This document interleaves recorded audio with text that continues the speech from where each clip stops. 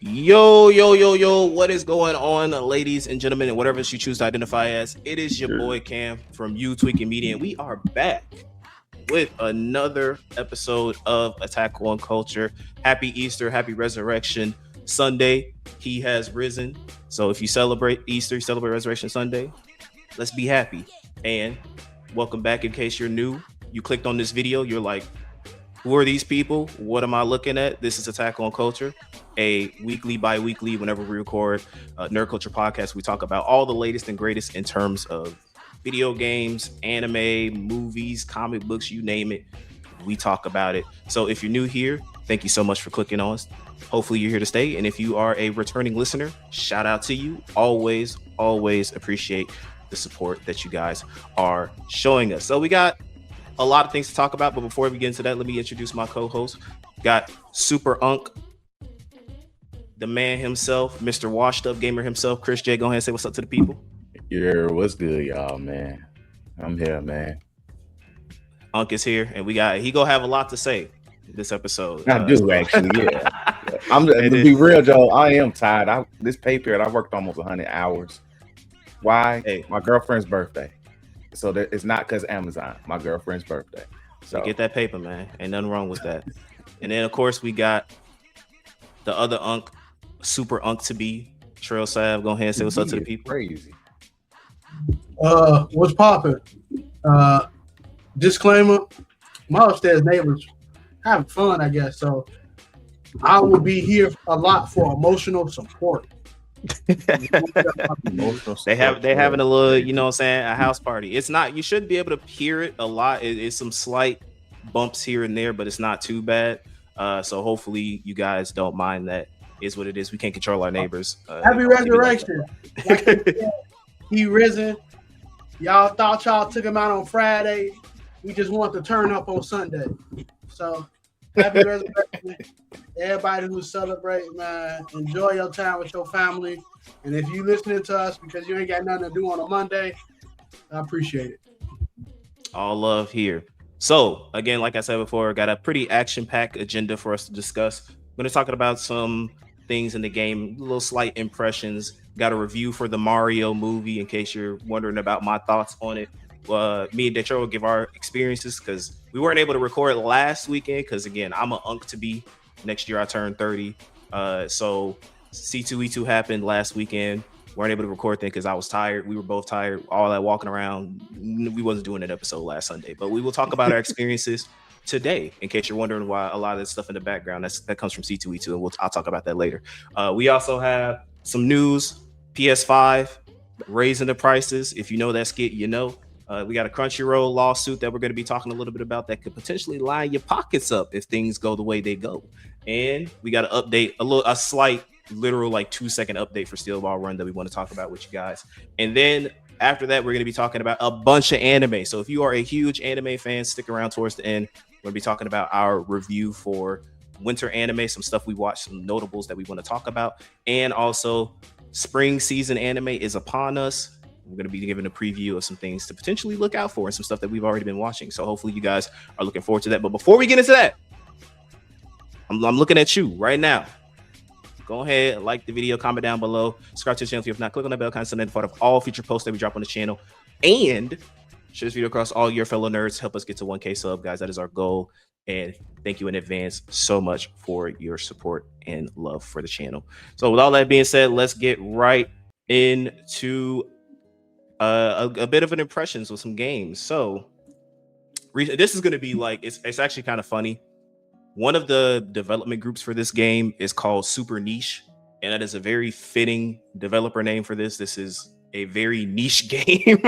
So Etrange Overlord is Nimpo Nishi Software has published this game. If you are familiar with that company, that is the same company that published the Disgaea series, which is another niche tactical RPG series. So again, I love the Disgaea franchise. That's kind of how I got my start into a lot of SRPGs in general, like moving on to like Fire Emblem and things of that nature. So this is more of it's like a zone action RPG. Essentially, you go to a stage, You complete these objectives. Based on the objectives that you complete, it contributes to your overall level. So nobody has individual levels. Your whole party has a overall level that you get by completing objectives for these stages. They have this mechanic called lanes, which essentially are items that you get throughout the battle that either increase your attack, your defense, special attacks. You get bombs that you can throw at enemies. It's so weird because I was trying to like come up with how I would tackle covering this game on the podcast from an impression standpoint, and this is like one of the first times where I'm just like, I genuinely don't know how to describe this game, or actually it's like I find myself enjoying this game, but at times I find myself going like, why am I playing this game? It's so weird. I've never really had a situation where I've just played the game kind of like, and that's kind of how I feel about the game. Right now, like I've checked some sites, it does have a relatively high score and seems like set at an 8 out of 10. One of the like sites I use for some walkthroughs, RPG site, has it at a 9 out of 10. So it seems that for the audience that it's, and I guess I would consider myself part of that audience, but I guess I'm the odd one out. I'm not trying to be the contrarian. This is just my honest thoughts based off of what I played so far. I don't think it's a bad game at all. So for anybody comes at me, I don't think this game is terrible. I think this game it's okay. It is. I definitely think that this is a game that's worth catching on a sale, though. This isn't anything that I recommend going out and like, you got to go buy this right now. This is a hidden gem for 2026. This is going to be this is game of the year. This is nothing like that, unfortunately. But I think for what it is, if you're somebody who, you want to expand your gaming palette, I'm a huge proponent. 2026 needs to be the year of expanding your gaming repertoire. Stop playing the same 2-3 games every year. Try something new if you have the means to do so, because gaming is is expensive nowadays. We'll get into that later. But I do think that this is something worth getting on a sale if you want to experiment a little bit with something different. So overall, shout out to Etrange, Overlord, Disgaea, or Nipponichi. If I can give you just one last advice before I move on, please go back to 2D. I'm tired of the 3D stuff. Y'all tried, it don't work. And I feel like y'all lost a lot of y'all identity, especially in the Disgaea series after 5, when you went from 2D sprites to 3D models. You lost a lot of that love, that it just felt you lost a lot of the soul that you had for the franchise. So 3D ain't it. Go back to 2D, please. And with that, let's move on. I am going to be yapping a little bit before we move on to the news so everybody else can talk. But that's just because I'm the only one who has done these things so far. So moving on to movies. So this is at the time of this recording, it is Sunday. You guys are going to be seeing this on Monday. Yesterday, I went to go see the Super Mario Galaxy movie. As a disclaimer, I really enjoyed the first one. I thought the first one, if I were to give the first one a score, strong 7 out of 10. I think it was a great movie. And even though I have a little bit of bias, because I grew up on Sonic, and I personally think the Sonic movies are better. But for what Nintendo did, I think that they did a solid job. I'll get a little bit into a little bit of slight rant later on.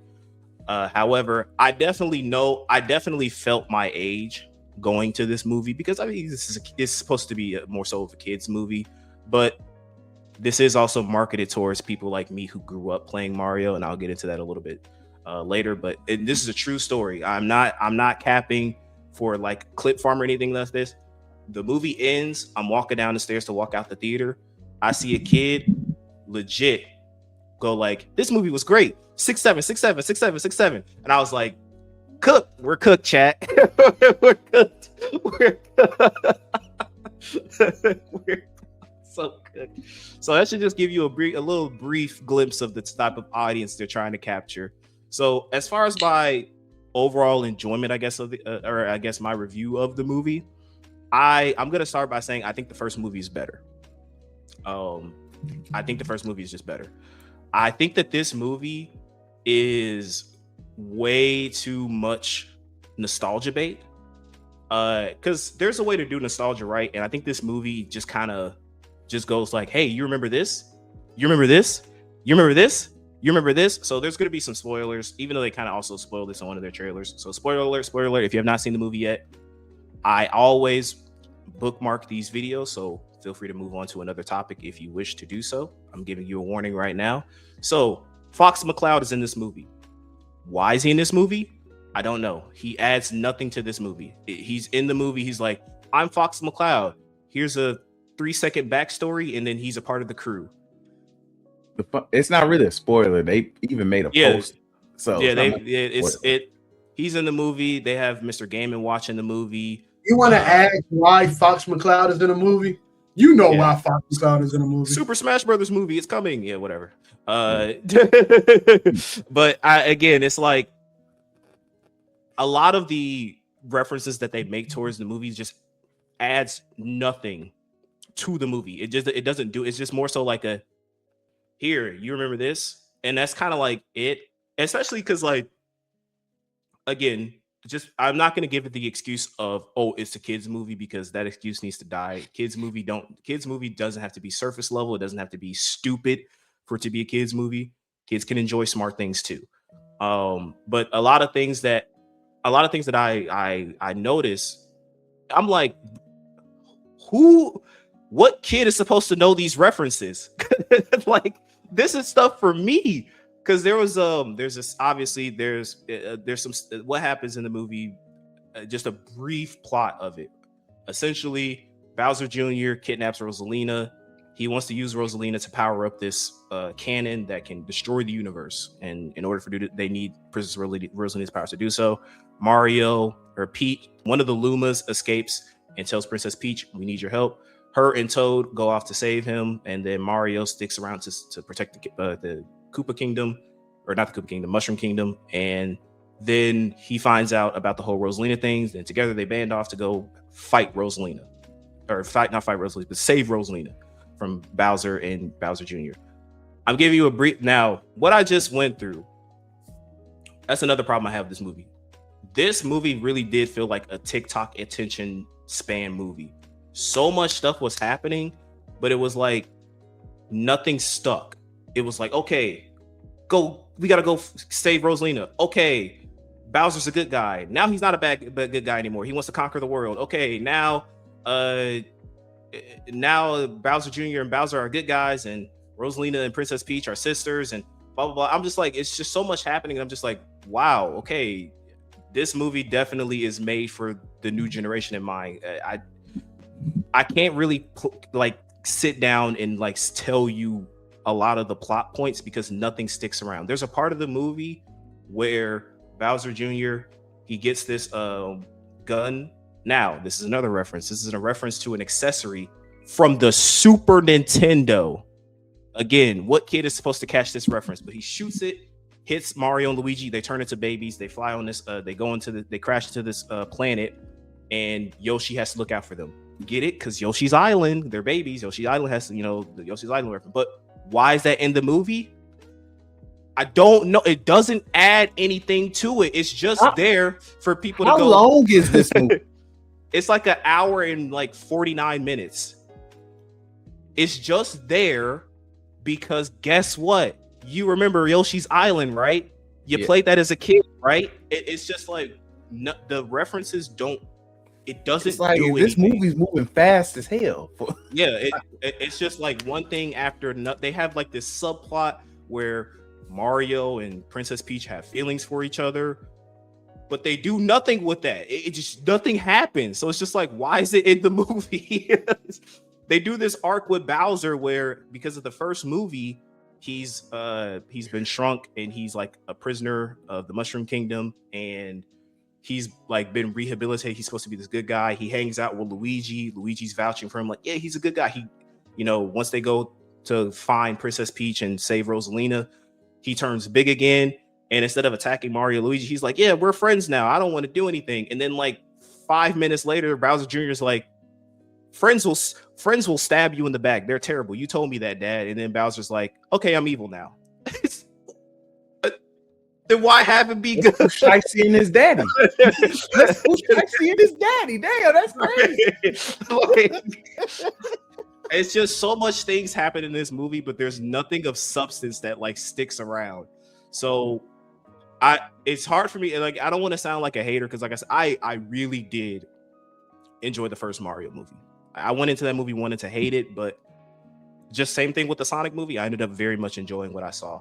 But this movie, it was hard. It's I know some people are gonna go like, it's not for you, it's for kids, but it's just I just want to challenge you to say, are kids supposed to understand all of the references that are in that movie? They put those references in for people like me who grew up with and their parents. Yeah, for gamers, like, Mario fans and their parents. Yeah, I grew up on Mario. I know. I was literally going like, I know this, I know this, I know this, I know this, I know this, I know this. Kids are not going to know that. So this movie is, and that's why I like the Sonic movie, because not only is it a movie that the new generation grew up with, it's a movie that I can enjoy as someone who grew up with Sonic being my everything, bro. That's my favorite hero. I had Sonic everything. So like I could approach this movie and go like, yes, this is what I want, but this is also good for the kids too. I didn't really feel that with the Mario movie.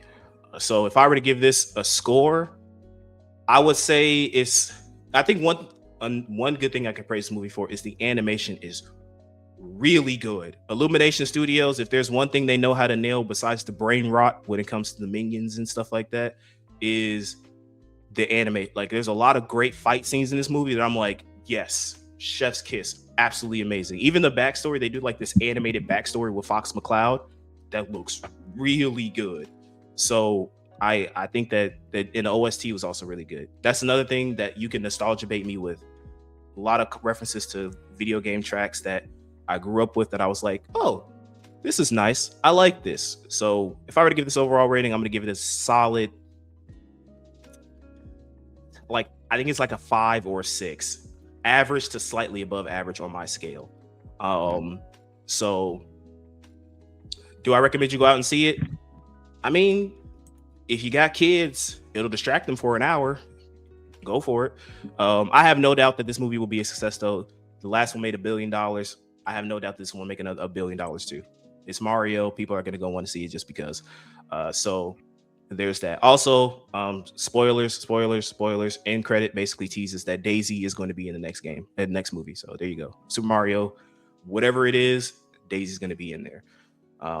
So yeah, that's it for the Mario Galaxy review. Let me know what you think in the comment section below. Am I just a generic old fart? If I'm just a cynic, I can't like anything, just let me know. I don't know. I want to engage with y'all. Anyway, moving on to now, we are going to be on the news. Got a lot of things to talk about as far as the news. About money. Honestly, yeah, a lot of this is about money, with the exception of Netflix.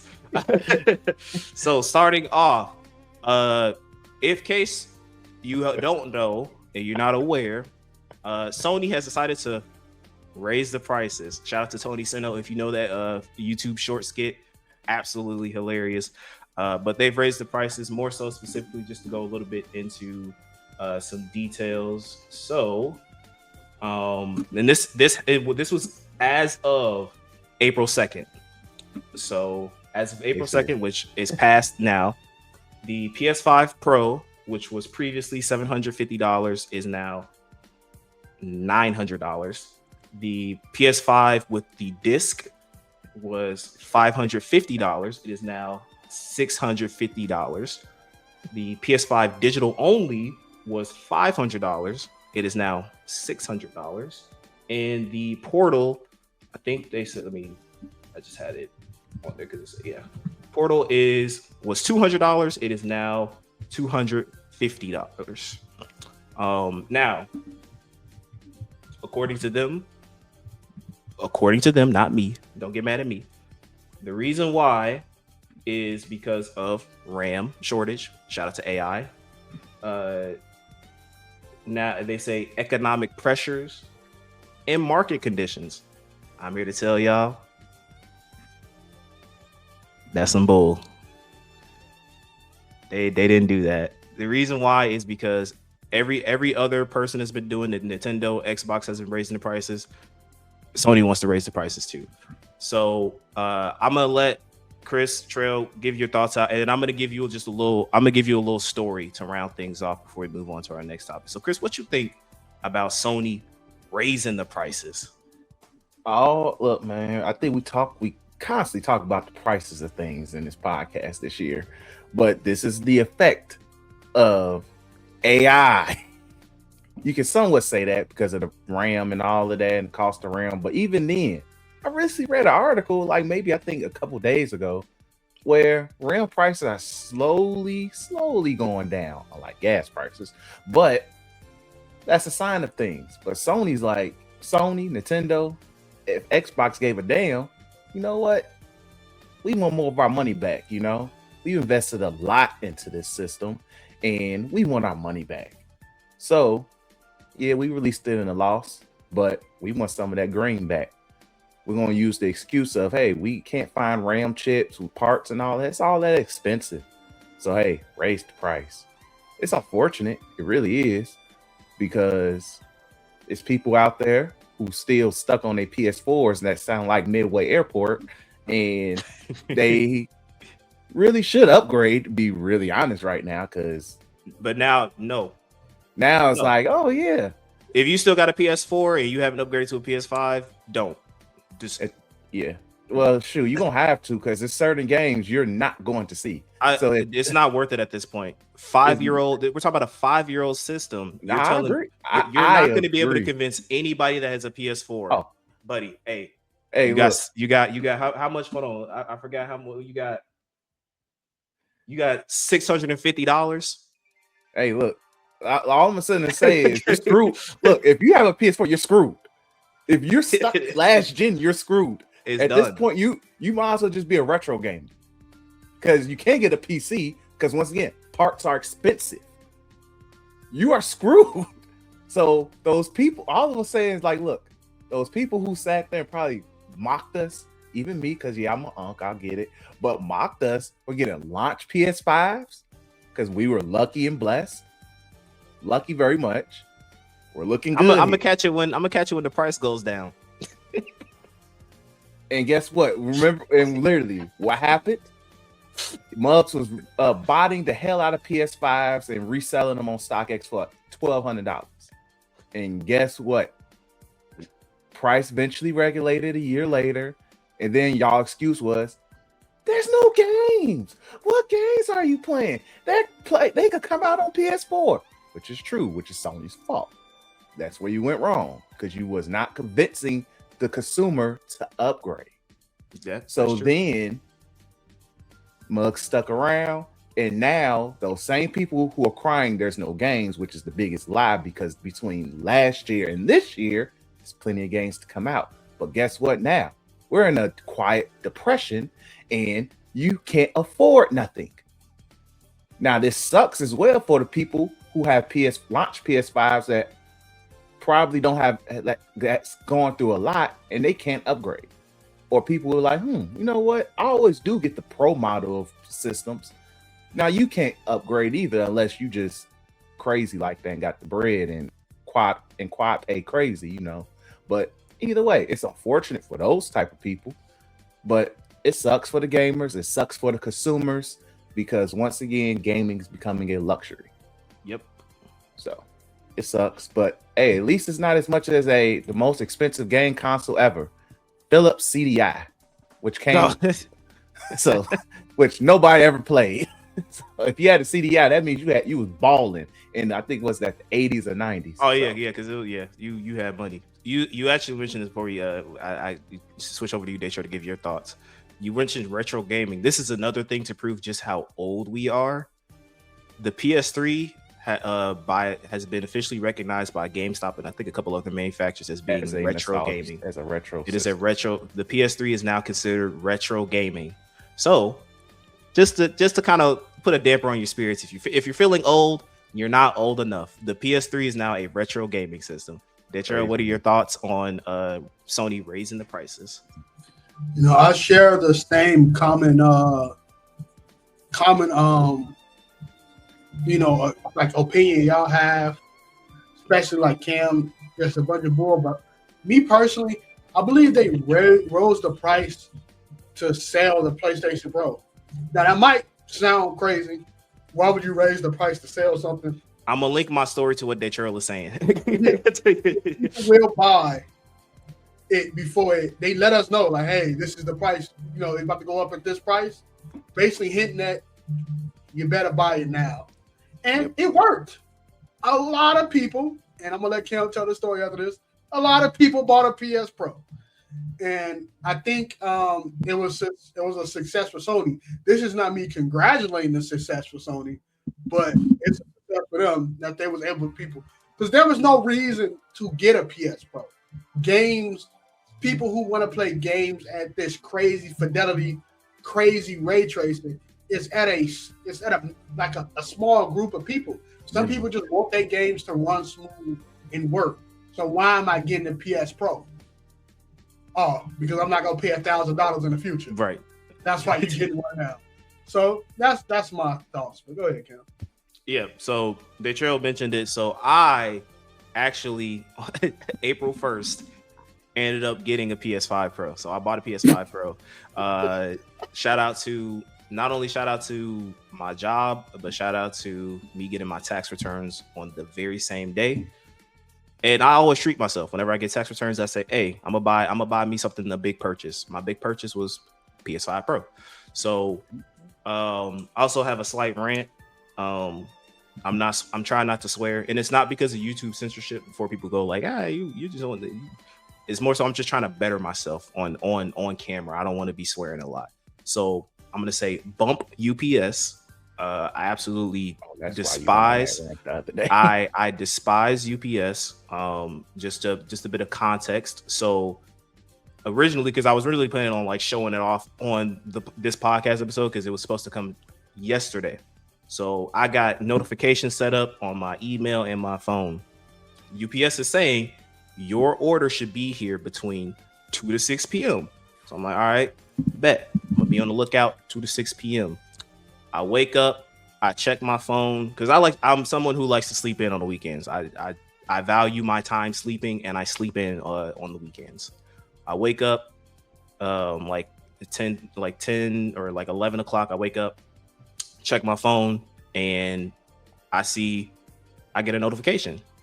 We attempted to deliver, but the recipient isn't there at 10:48 a.m.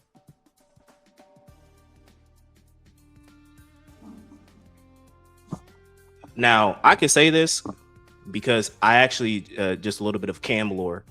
I actually worked at UPS like way back then. Like, this was like a while ago. Yeah, this is way. This like your first job. This is my first. Technically, this is my first official job. UPS as a package handler. As a package handler, so I can talk crap about this company. UPS.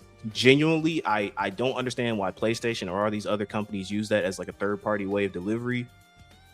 Please let us choose. I know we have our issues with Amazon, trust me, but hey, they got something going on there. Because I had super big issues with Amazon. Every time I get a package, I'm not even lying to you. I'm not farming for clicks. Every time I have gotten a package from UPS that has to be delivered to me, I have always had issues. There has never been a time on this earth that I have lived in for 28 going on 29 years where I have had to get something from UPS and I've had a pleasant experience. I hate that company. It is the worst delivery company known to man. And I'm going to end it right there before I say something I regret. But anyway, I was able to get the PS5 Pro. And just to put it into perspective too, because I wanted y'all to understand that there is also another reason why, as far as, let me just see, PlayStation. I want to get this exact price right. Because it's not the fact that, taxes are a bit. So it's $750 in total for Illinois, I guess. I don't know what other our amusement tax. Yeah, stuff like that. This was $825 in total after taxes. $750, $825 after. So we're talking about this thing is $900 now. Bro, you are paying a rack. Plus taxes, you're paying $1,000 for the PS5 Pro. So Hey, look, man, for perspective, I'm gonna put perspective in this. So somebody like me, let's just say if I just came up on money and just say, you know what, let me just, you know what, I want to upgrade my PS5. I'm playing more, I'm taking the time out. I want to upgrade my PS5. Me, who lives with a mate, and I have to, verify certain purchases, before I do something. Something like that is a definitely verifiable purchase. So I will have to sit there and tell, hey, beloved, I have $1,200. I want to treat myself to something. I'm about to buy a PS5 Pro. About 90% of that, or 90% of that 1,200 is going to that PS5. Bro. Exactly. Because people, men, when you tell your woman that you come up on money, she wants something out of it. It could be something as minute as flowers, or it can be something as significant as whatever. So best believe, I might get my head locked off. Also, another example. That is my car note 3 times. That is, that's $1,000 for a game system, people. That's what we're talking about. For a game system is a lot of. Now, for someone like, because I know some people go like, well, $800 is still a lot of money. I'm single. I got a good paying job, and I budget my money. So everything for the month of April for me, rent, bills, and stuff like that is taken care of.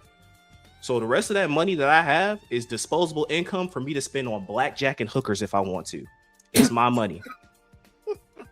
So I can say I can look at an $825 PlayStation purchase and go, yes.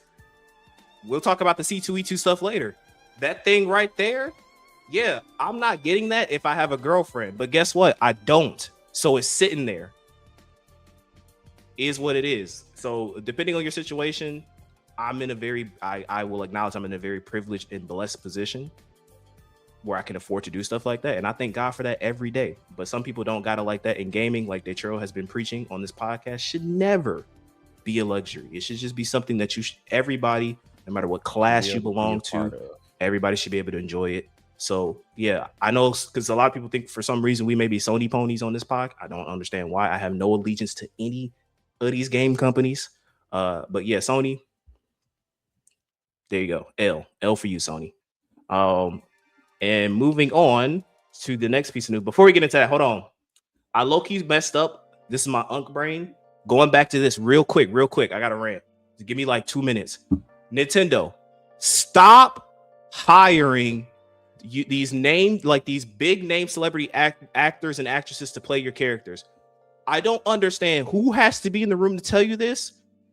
Why is Brie Larson playing Rosalina? Why is Childish Gambino playing Yoshi? Dog, literally, his one voice in that entire movie is him saying, "Are Yoshi?" Why are you paying Childish Gambino to do that? Why is Chris Pratt still Mario? Why is Anya Taylor-Joy Princess Peach? Now, granted, she does do a good job at Princess Peach. I'm not mad at it. But still, stop paying for these big names. Do you understand, Nintendo? Like, I can point to Sonic, and with the exception of like Idris Elba and Keanu Reeves, I don't know why you did that. I mean, they did a good job, but still don't have to pay that for that. The name itself carries the popularity. It's Mario. I never in my life was I like, you know what? A Mario movie. Let me get Chris Pratt. Chris Pratt not in a movie. I don't want to see it, bro. Super Mario Galaxy. Oh, you got Rosalina in there? Let's get emotionalist Brie Larson on. Is Captain Marvel playing her though? Like, I've never had that sentiment, bro. I don't even know bro who plays Sonic in a Sonic movie. I don't even know him, bro.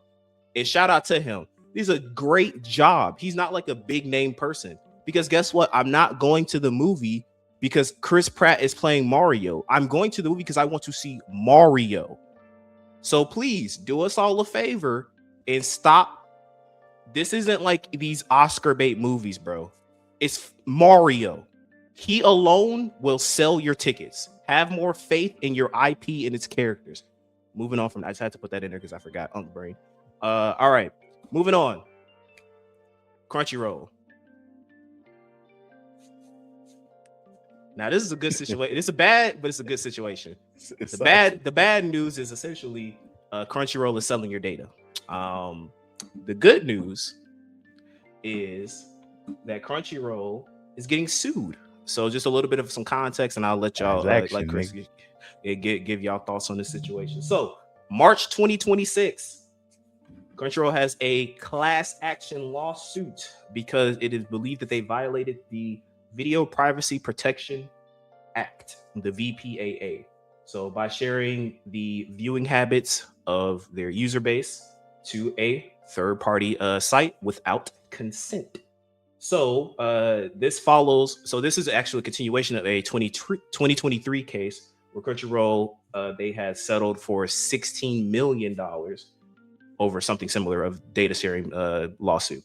So just a little bit, just the key point that you and I, what we care about is essentially if you have an account from Crunchyroll that you used in between September 8th, 2020 and September 23rd, 2023, you are eligible for this. If it gets settled, what they're going for is that every account gets $2,500.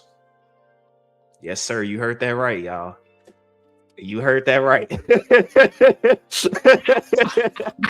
Hold on. Y'all heard it right. So if this gets settled, if you own a Crunchyroll account in between those dates that I just went over, you will be receiving $2,500, which is good for but it does lead to a wider issue as far as a lot of these companies are being very disingenuous when it comes to the protection of your data, because obviously the name of the game, especially nowadays, is that a lot of these companies, they want your data. They want to know, they want to understand your habits. They want to understand things you do, things you look at, the things you purchase. So that way, when it comes to you perusing the internet, perusing social media sites, the algorithm can catch up on things and recommend you stuff that you could potentially buy that potentially lines their pockets up, and things of that nature. So it sucks as far as that. But on the plus side, if things go right, you get $2,500. Personally, it should be more because Pro. You can spend almost a third of that getting a little bit more of a third of that getting the PS5 Pro. There you go. So that Sony can steal your data and sell it off to another third party, and then potentially you can get more money from them too. Sony already owns Crunchyroll, so they getting their money back. So there you go. So Chris, Detrail, thoughts? What y'all think about this? Yeah, look, man. Look, all I know is somebody where Crunchyroll is a prominent thing I use. Unfortunately, I as well. I want my money. Show me the money. When Cam showed me this, I was like, oh, yes, please send me the link. My eyes are glued, man. Look, maybe it's an thing. I love class action lawsuits. Oh God, I do too. I have literally, I must connect to a website. I look if I can get some type of financial influence, man. I need it. So please, I'm waiting. And please don't hit me lawyers. So with that said, don't hit me with the, oh, you get a year's worth of Crunchyroll. No. Oh God, because they will try to wait or like you get a free expensive thing from our store. No, I don't want an expensive varsity jacket. No, I probably would want one, but still, no, I want the money. I don't care about the free year. I don't care about the merch. I want the money. Give me the bread. Since my data is worth that much to you guys, pay me for it. So I'm asking for all y'all doing is seeing me watch shonen and romance anime. What's up, man? Shoot, that's all you learning. It is true. Detroit, what's your thoughts? I don't want to be the person to rain on a parade. Shout out to $2,500 going to people's pockets. Hopefully, I made a 1 month Crunchyroll account during that time period. But I think the funny thing about this is they about to give them people their money, and then next thing you know, Crunchyroll gonna say, "Yeah, man, because of the services that we added to the raise the we price." are gonna up that price." And You say that, Daytrail. They already raised the price. They I just forgot to add recently this did too. it this year. They've already raised the prices as of April. I know Sony did it, and now Crunchyroll. As of April, it went up from, I believe, $10.99 to 12 to 13 to no, it's $13.99. Oh, 13, okay. $13.99. So Crunchyroll has already raised the prices. Oh wait, no, it did, because now I have to think about it. No, yeah, because it just came out my account. Yeah, you're right. Yeah, they already raised the prices. I just had to think about it. So that's only so y'all like y'all $13.99 Crunchyroll now. That $15.99 gonna be fire. $15.99 finna hit, bro. It's gonna be fire. That'll recruit that little bread. Yeah, that's just the basic. We ain't going to the premium tiers and stuff like that. So no. Other than that, man, stop selling our data. Again, they just gonna look at mine and be like, "Damn, bro, how many times you gonna watch JoJo Bizarre Adventure?" They really ain't getting. I'm telling you, they ain't getting nothing from me, bro. I barely. Every time I open Crunchyroll, they say put in a password, folks, because I barely be on that joint. So, speaking, you actually is a good segue to our next conversation. A little brief update. Shout out to Netflix, W Netflix in the chat, y'all. Yes, sir. So we got a very brief update to the Netflix steel ball run situation. So if you haven't heard this yet, and you're under just give a bit of context. Essentially, part 7, episode 1 dropped last month, and we were like, where the heck is episode 2? So there was like this, I forgot, it was like some type of special event that happened between like David Productions and I don't know if it was Netflix, but something where they basically were like, showed us a little trailer about what's going to happen for part 2 of part 7, essentially. So we got a little trailer as far as what's going to happen, and essentially it ended off with 2026. We don't know when. It's just going to be sometime in 2026. Just like this thing says, aren't you glad that Netflix has JoJo's? Ever since Netflix has gotten JoJo's, it has just been such. It ain't focusing. Netflix know what this means, man. Yeah, so another thing too, a shout out to the JoJo's community. Every single post that Netflix has dropped, even if it relates to anime, if it doesn't relate to anime, you just see a slurge of comments below with the King Von Johnny Joestar picture. If he was just asking another meme of the part of Invincible where Omni-Man pulls up to Oliver, he's like, "Where's Mark?" It is like, "Where's part 7 Netflix?"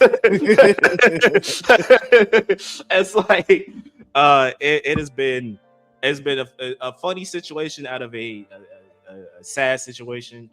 I have personally been coping. So basically, in between everything that's been happening, I have rewatched all of part 4. I've rewatched all of part 5.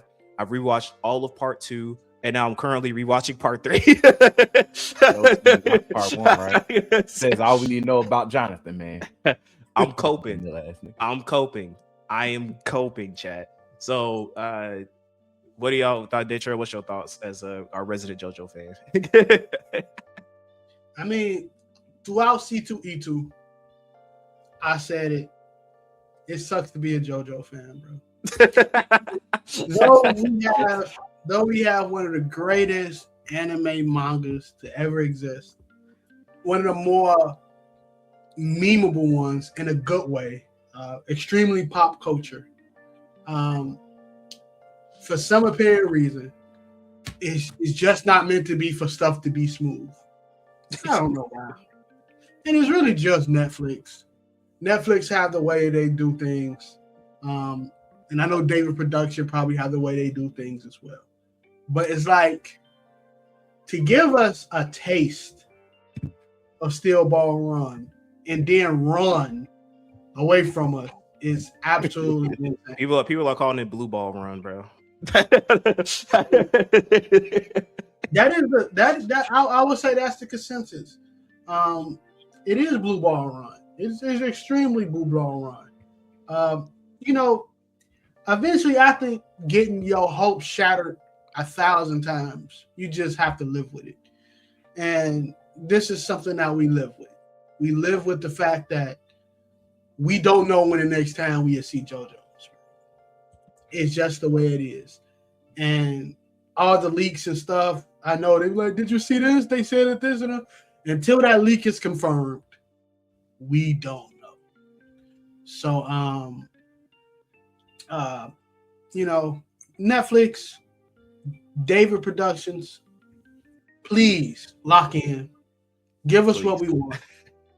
Just make it a weekly, episodic, seasonal anime. Call it a day. I don't need cores. I don't need batches. I don't need a binge watchable series. Netflix, you ought to know what your anime fans and how they like to consume anime.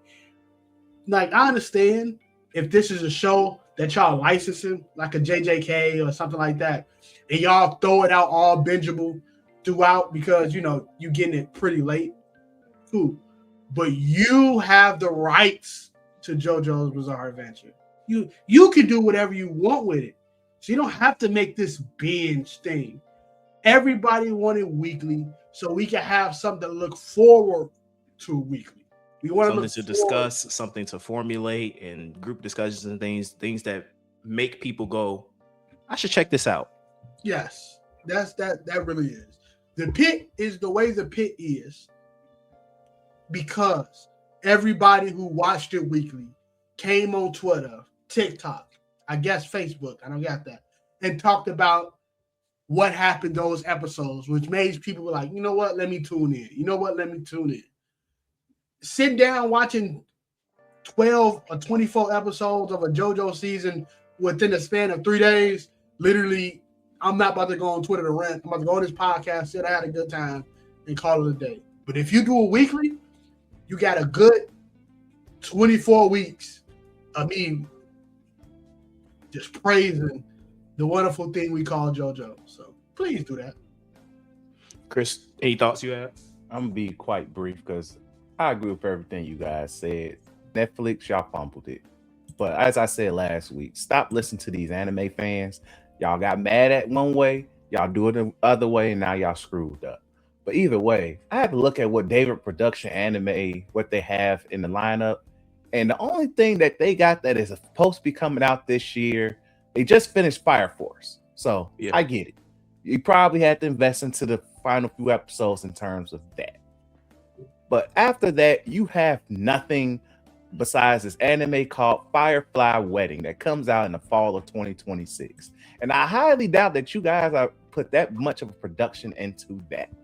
But either way, lock in.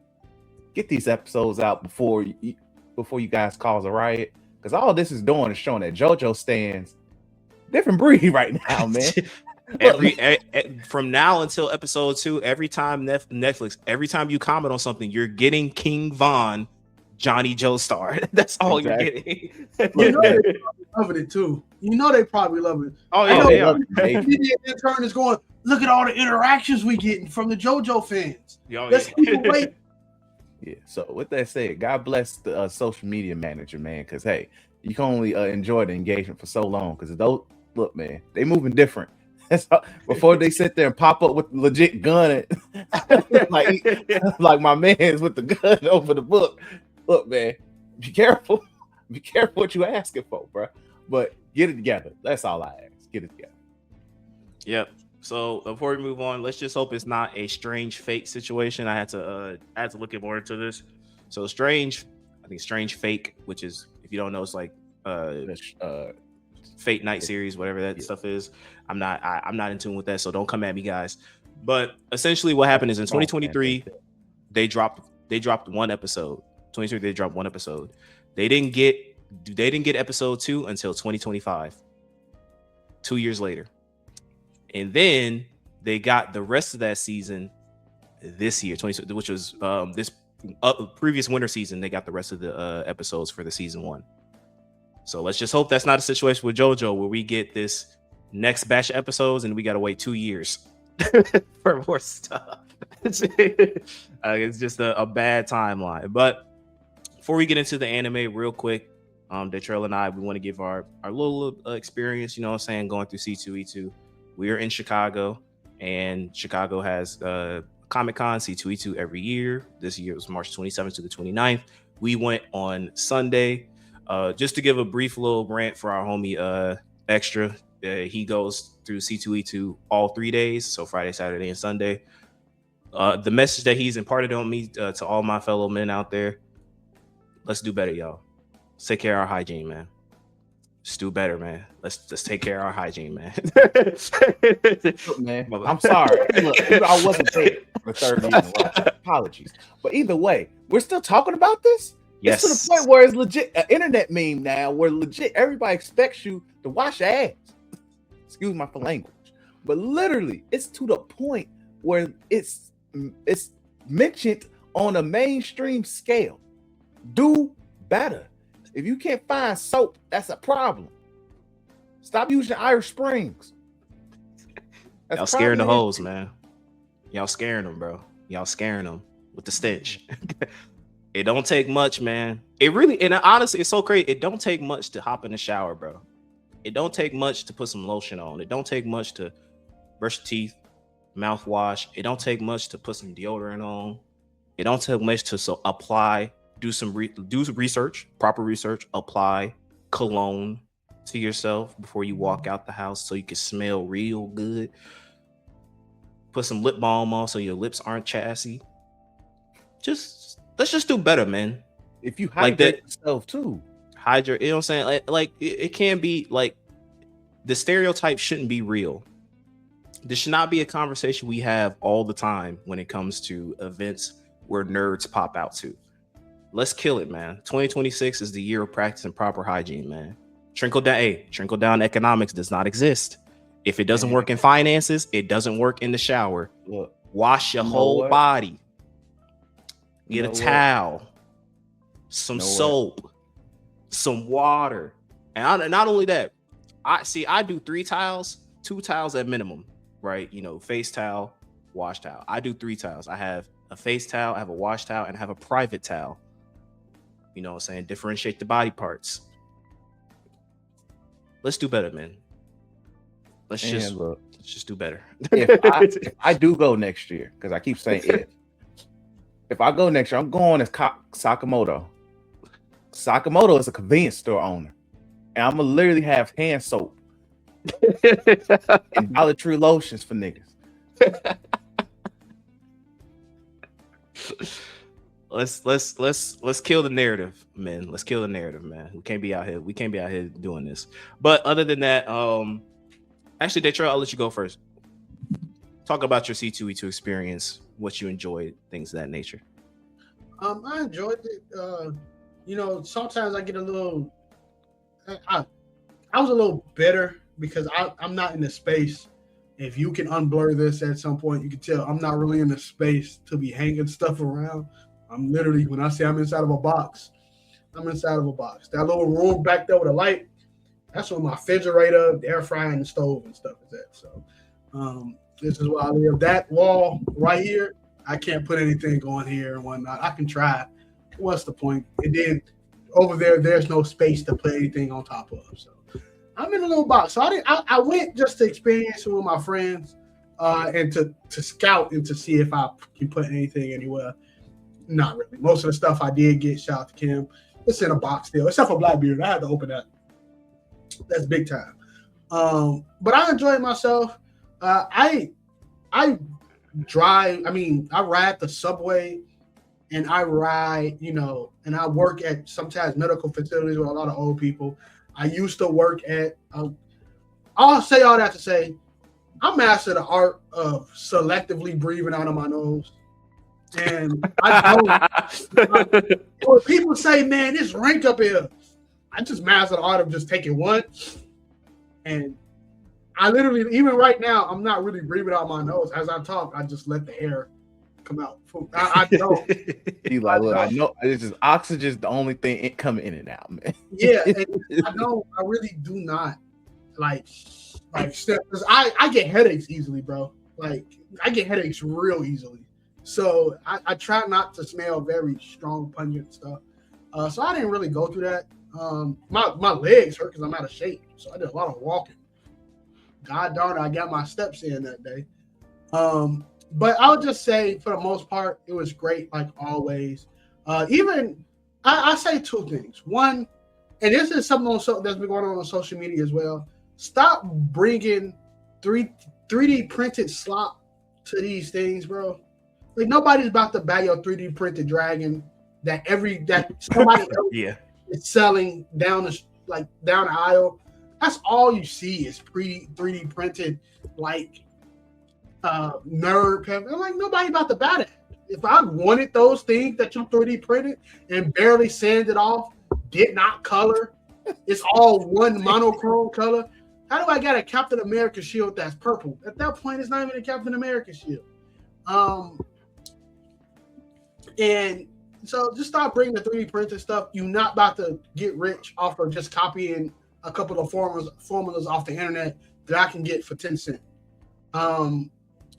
Two, I know we are going through a struggle in terms of finances and stuff, but dang, niggas. A lot of the prices y'all was putting on some of that stuff. Y'all was taxing. Y'all was taxing. I'm not coming in and saying it like, oh, bro, your art is not worth this much. I'm not saying that. I'm not saying that. But a lot of you niggas do just click, copy, print on a t-shirt from Google Images, brother. Like, and you want to know why I say that? Because I did a lot of the editing on this podcast. And I take a lot of the same pictures that y'all put on t-shirts from Anime Moments on the podcast edits and stuff like that for the shorts. So I see it a lot. That's really it. But all the creatives, y'all still continue to be creative. Y'all killed it. Also, have an experience with the people who spend that hard-earned money with you. Like, don't just, oh yeah, that's 50, and then turn your head. Like, nigga, I'm not about to. Nigga, this $50 I'm about to give you. You better enjoy the fact that I'm, particularly about to spend my money on you. Don't treat people like garbage, because I've seen that a lot. Also, people that's going there that's not necessarily the vendors, just be more respectful to the vendors as well. Yeah, for sure. Especially going down to artist alleys and stuff like that. Be respectful. And then really lastly, what was the last thing? I just really enjoyed myself. Next, I ain't gonna hold you. If we go to like what is it, Anime Midwest, Anime Central, whichever one that's next that I plan on going to, even though I don't know where I can put it, I gotta get me one of them posters that's like neon kinda. They always got that big old wall full of them, and it's kind of like it'll have like Luffy with like a bunch of tattoos and stuff like that. Yeah, I've seen a bunch of like berserk ones that I'm like, I need that.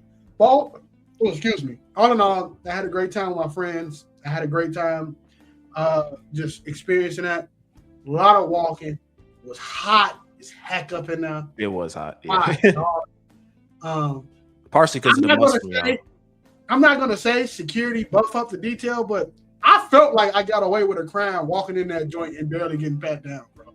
They literally just let me book back. Yeah, this year in particular, they were very lax, super lax. I showed a picture of my ID and it was like, just go ahead. I'm like, okay, bye. So, yeah. Shout out to C2E2. I always enjoy myself. Yeah, I love going to C2E2, especially on Sundays. Sundays is typically like I go to C2E2 with the intention of buying stuff, and so I like going on Sunday because you can haggle and technically you get like a lot of stuff they mark it down because the final day everything must go. Also likes to cosplay this year in particular. I'm really mad. I'm really mad at you. I don't want the easy cosplays. I shout you out, but I'm also mad at you because it's like I ordered my outfit like beginning of January this year, and I got it like I think Wednesday last week or something like that. There's this character that I wanted to go as, and I was like, oh man, I paid for it and it didn't arrive, so I had to go. I used one of my old outfits, which was the Shujin Academy Persona 5 cosplay, so I did that for this year. But I will be going because I'll be going to Ace, and I'll be going as the new cosplay outfit that I picked out, which I'm looking forward to for that. I just love being a nerd. C2E2 is just a great time to nerd out, to be around your fellow nerds, engage in some, some cool dialogue. This year in particular, me and Extra, they had this panel of like all these trading card games that are out. And if you like play, like they were giving out demos of how to play the card games. If you did the demo, they give you like a starter pack or something like that, or a promo card, which is really cool.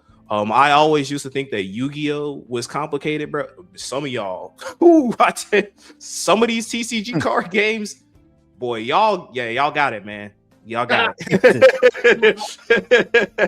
Also, if you're a fellow Power, if you're a Power World person, Power World has an official TCG now.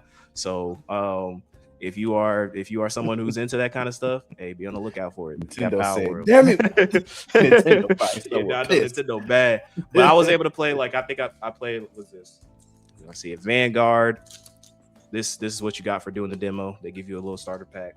And then there's this game called, I'm getting it right, Wise Schwartz, which is like it's a bunch of different anime collabs. In particular, what they were doing at C2E2 was Nikke, Goddess of Victory Nikke, which I played. If you ever looked at my Gotcha on the Gotcha series on YouTube, check out the playlist in the channel. So they were having that. So I was able to get that. This was the pack you got for doing the demo. Then I went and got a booster pack. I got 2 of these Johns. Your boy is finna be doing a video on that because I got to get my bread for them taxes. And they also had a Persona 5 collab thing as well. So I went, not Persona 5, Persona 3. That's 3. So I got that. Yeah, that's dope. So all in all, really cool. There was this guy. They had this. Me and Extra went to this place where they had the Absolute Comics. And I believe the author was there. I don't know if it's the author or one of the writers. I don't know who it was. I'm not really big into like comic books, so y'all let me know in the comment section down below. But there was a particular one that we were looking for that was an Absolute Wonder Woman cover, and this was a convention exclusive. So this, I don't know if it's for C2E2 or just conventions in general. So this is for Absolute Wonder Woman. This is Zatanna, and then I had the guy sign it. Oh, that's dope. So really cool. It was only $60 for the whole thing. Really cool. If y'all can look, I'm gonna shift my chair slightly. This is in the center is everything I got from C2E2. All the figurines that Rengoku won was so I can talk crap about Demon Slayer, because I know a lot of y'all are mad at me ever since I made that Shinobu's a fraud video. She's still a fraud. Still is. So and that's another fraud. So now I spent because that was $300. I spent $300, so now I can really call Demon Slayer on some fraudulent activities. I bought a bunch of the Fire Force mangas because we'll talk about this later in the podcast, but that was my goal. I wanted to buy more Fire Force stuff, so I don't have all of them. I have most of them. I bought some Uma Musume figurines because I'm big into Uma Musume personally. If you again check out Gotcha on the channel, they had a spoiler. You can't see it, but right there is Gear 5th Bonnie, which I was like, some people are like, who the heck is that? It's funny too. Side story. There was actually a couple that we went to a place that was selling figurines, and the couple is the guy was literally explaining everything about Bonnie because the girlfriend had asked about her because she was like, who's that? So shout out to y'all for being spoilers, man. That's crazy. Oh, and then this right here, right there, that display right here. I want to give a little special story on that. So this guy, it was kind of funny too because we were walking by. I said it as a joke, but like the guy was actually selling some dope stuff. But Detro was there too, so he kind of knows everything that happened. But they were selling, and like I first noticed it because they were selling body pillows of these, like from the games that I play on Gotcha on the Gotcha, which is Triple Z, Honkai Star Rail, Wuthering Waves. He was selling like a lot of memorabilia from there, not just body pillows, but posters and stuff like that. He real cool dude. The one thing I want to give a huge shout out to, a lot of these indie artists, bro, y'all did y'all thing. Like so many dope creators, so many dope artists out there that like legit showcase their creativity. And I was like, it may not necessarily be official or whatever, but it's good. I'm gonna support it. So this guy in particular, he had a deal where it's like you buy, I think it's buy two, get two free. So me and my homie Extra, we split that up. I also, for the memes, I did get a body pillow. I got a body pillow. So I will be purchasing this and showing this off in the podcast. I will show the full body pillow. I got a body pillow. And he was so dope. He gave me a little mini body pillow, you know what I'm saying? A little bit. Mini body pillow's crazy. Mini body pillow type. He's a cool dude, real cool. Nah, dude, mini body pillow. But the story behind this. So this was a display for promoting the store. So we were walking out after I had bought everything. We were walking out. I don't know if it was you. I think it was you, Ditcher. He was like, "Who is this?" And so I was like, "Yo, this is Yeshuan Gong from Triple Z." So, and I saw that it was said like it next to her had like $50 bid. So I had asked him, I was like, "Are you selling this?" And he's like, "Yes, the final day. I'm trying to bid for it. I'm trying to because I don't want to take anything home." I was like, "I'll buy it off you." He was like, "I bet." So I bought it off of him. So this will be.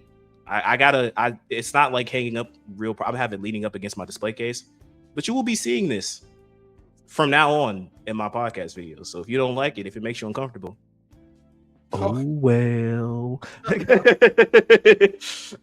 But yeah, just really great experience. I also bought a lot of because I wanted to buy some more posters. So you know what I'm saying, we got a Chun-Li Mai poster. I'm trying to get real smooth with it. Samus poster. That's raw.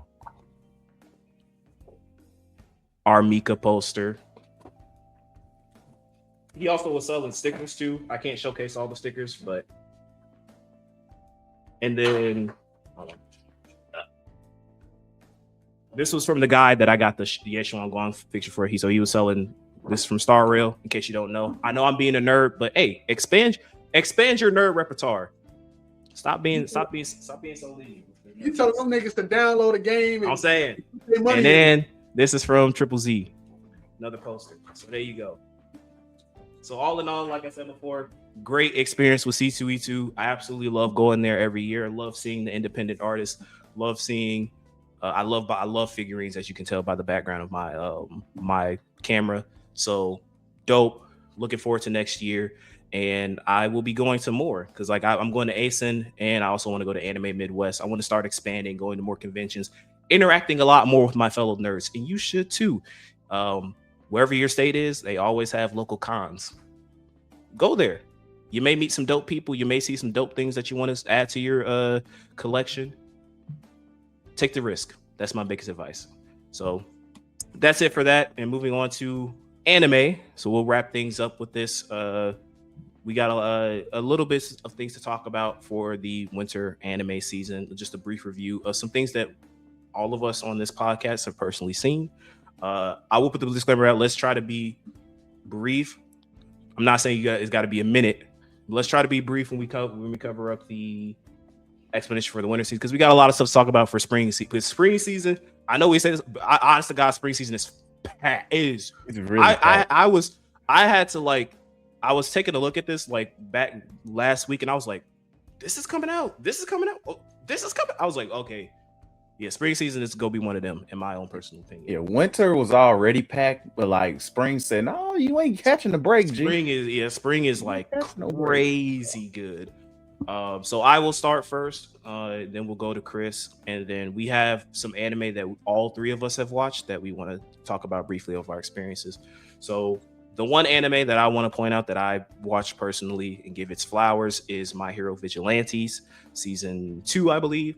I, as someone who, I say this jokingly, but I kind of like to jokingly make fun of the My Hero fan base and the property as well. I still thoroughly enjoy My Hero as a whole, but I have really enjoyed Vigilantes in particular. I think Vigilantes is really, there hasn't been a moment in Vigilantes, like opposed to My Hero, there hasn't been a moment in Vigilantes where I was just like, I think Vigilantes as a whole has been really good. Season 2 in particular sheds lights on some some characters from not only the show itself, but My Hero as well. So if you were a fan of Aizawa from My Hero, he has a really, really solid, dope backstory that they shed throughout this season. I think he gets like 3 episodes and has one of the most well animated fights throughout the season, in my opinion, when he goes up against the kaiju frog monster thing. Very well done. Studio Bones, you did your thing. Really enjoyed that. And Captain Celebrity, really great character. I think the way they handled this backstory and the way they handled this characterization and his sort of his redemption arc, because he was in Japan because he got caught up in a lot of lawsuits in America, so he's in Japan kind of like to be redeemed and kind of get out the limelight. Really great. Great character. The whole Tokyo Sky Tower incident, that was really good. If you are a All Might fan, he probably had like a top 3 moment in the entirety of the My Hero collective series moment. Like that Sky Tower episode, spoiler alert, just in case you haven't seen it. But when he, like, from his office to the Sky Tower, and because basically it's falling, the villain of the show basically bombed the place up and it's about to fall to the ground. All Might in like 10 seconds rushes to the scene. He punches the tower. There's just like this park underneath it. He punches the park to create a clearing, clears it out, jumps up into the air, catches the Sky Tower, and gently lifts it down and saves everybody in there. And then you had because obviously all for one is there. You had All for One do an intense glaze session on All Might and going like, he's like a living Deus Ex Machina. He makes the impossible possible. There's nobody on this earth that can do what he does. And I was like, dang. They had his hater show love. It's funny. The villain was like, yeah, but again, absolutely solid series. I'm looking forward to season 3. There's a lot of revelations as far as the Scar character, the Knuckle Duster, and also the future of Koichi being a vigilante. And I forgot the chick's name that hangs out with him. Pop. Yeah, I think it's Pop Step, whatever her name is. But yeah, solid cast, great story. Definitely, if you're a fan of My Hero and you haven't checked Vigilantes out, do so. And that's it for me. Chris, you have the floor. So for me, it was like, of course, I probably watched the most. A lot of great anime this season. Like, it's plenty. Like, even if you wasn't watching, of course, the big ones that everybody, of course, watched, it was something for everybody. Plenty of romance. I'm not really going to go into detail on those, but the ones that I felt were just most captivating, I will start off with Sentenced to Be a Hero. I personally believe that was the most underrated anime of this season. To me personally, that if you watched it and you feel like it's on your top 5 for this season, I'm probably questioning you. I've seen a lot of people give it love though. Yeah, it's getting a lot of love from the people that I've like watched like anime reviews of. People have been like, yo, this is probably definitely top 3 of like their favorites for this season. It's really freaking good. I believe it was I think it's from China, so it's a China anime. So this is like one of their second or third anime I watched that's been really good. But follows the hero. His name is Xylo Forbot, so his name raw as hell already. Pretty much, I think I talked about it when we did the preview. Pretty much, he was part of the Imperial military, blah blah blah. He had one of the things all like raw people in this world have a goddess, lolly character, pretty much a lolly goddess, and pretty much exactly. I just got to throw it out there. And his lolly goddess was killed because of the enemies of this world, demon fairies or whatever. She was exposed to it, corrupted, and he killed her. So they made a big deal out of it, and the ministers kind of like, I'm not even gonna go there. I was gonna go somewhere, but I ain't trying to get this banned. They pretty much said, "Hey, G, you killed her for no reason. You just killed the goddess. You can't do that." So the death penalty in this world is being considered a hero. That's the penalty of this world. So Xylo and a bunch of other people who were criminals become heroes, and they pretty much have to fight this unrelenting war against these demon fairies and defeat the various demon lords.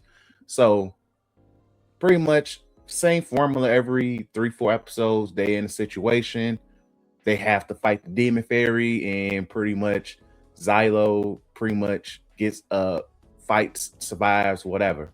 So he gets also a new goddess named Tortatila, who's a new goddess, and because the ministers and the religious folk like, no, we don't honor her. There's a problem about her, and so we just don't like her. They had assassins trying to kill her, so he has to protect her, and he eventually grows like that. Okay, you know, I respect you. You are a good goddess, and gets over his hurt from the previous goddess that he had to kill because he was close to her. So he had issues connecting and blah, blah, blah. So as we get to the final arc, the final few episodes of this season, he gets cool with the Imperial military leader. Her name was Kyla, whatever. And she also has she's connected to the religious people and all of that in this world and how they run things. And we're learning the corruption in that, all of that. So pretty much they defeat the final boss of the season. But Kyla, her uncle, is like the lead religious pastor, whatever. She kills him because she learns of the corruption, and then she's arrested and she's sentenced to be a hero. And they kind of give more backstory and lore on the hero type thing, and pretty much indicate, like I mentioned earlier, your role is to legit just fight these demon fairies nonstop, because at the end of the day, that's what you guys are here for. On top of it, there's one of the villains from the last battle. Well, not villain, but he was an ally. Comes to find out he's also a demon dark lord in disguise as a human. Even though dude was raw as hell, his abilities was raw as heck. I forgot bro's name, but he's actually learned to be a demon fairy dark lord, and it's just like, oh, so y'all just leaving us on a crazy cliffhanger. So it is confirmed there to be a season 2. It's a really great show. I really like how they're going about it. It's really interesting in terms of like how I'm really more curious on how the story goes. I might actually start reading I think it's a light novel. I gotta figure it out. I don't know which one it is, but I might read it just to get ahead on things, because just off the cliffhanger, I'm very interested on things. So that was really good. On top of that, Hell's Paradise was really good this season. If you was looking for nonstop hands, season 2 of Hell's Paradise gave you that, if that's what you're looking for. They did build up on the power system, which was the Tau system. We learned, of course, there's elements and properties, and pretty much just this season was, hey, Gabimaru and his crew, y'all gotta survive. You want to get off this crazy island, you gotta survive. So they split up, trying to get the little elixir of life, and they fight in the Tosin dudes, and pretty much we got 2-3 episodes dedicated to each fight. And on top of that, the backstory is the reinforcements for the samurai and all of that. They arrive, and the leader dude, I forgot bro's name. Cam, you might remember. I don't remember dude's name, but he popped up since I read the manga. Okay, but dude got on the island and saw some of his allies, some of the samurai were killed, and he was like, "It was them damn criminals." And then I'm like, okay, I remember him. Yeah, I'm like, gee, do you not understand that even some of the criminals are dead too? And nobody even bothered to even go use their brain here. Meanwhile, the ninjas is just like, whatever y'all want to do, we here for, bro. But dude literally just crashed out and said, everybody on this island is gonna die. And if I find any of my my allies teaming up with the criminals, they dead too. And I was like, oh yeah, bro, really on crash out level. Okay, okay, bro. Go ahead and get your push icy on, G. So the last episode ends with pretty much everybody survives their fights against the Tosin dudes. And now it's a big old army war between the remaining Tosin grunts, the main guy, and the reinforcement samurai dudes pulling up like, hey, why are you with folks? I'm like, do you not understand? This person was with me while I was going through hell on this damn island. This is why I'm alive. So it's literally getting to that point where it's like, oh, okay.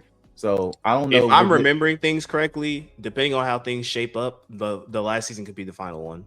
It's looking like it because the way this long. ended, it's really setting up to like, all right, look, it's get off. It's pretty much fight to get off this damn island type situation. So we'll see where things go with that. And what else do I have on here? Samurai Troopers. This was one of my favorite anime of this season. So it's a sequel to the original Samurai Troopers back in I think the 80s or 90s, whatever. And it takes place years afterwards. Pretty much it follows the son of the villain from the original Samurai Troopers, guy who is a demon, and he's just back around. He's here pretty much to become the new Samurai Trooper leader, to fight his daddy Ramaga, who was like, hey, look, I want my son's body, pause, because look, I'm a spirit and I need youth to live.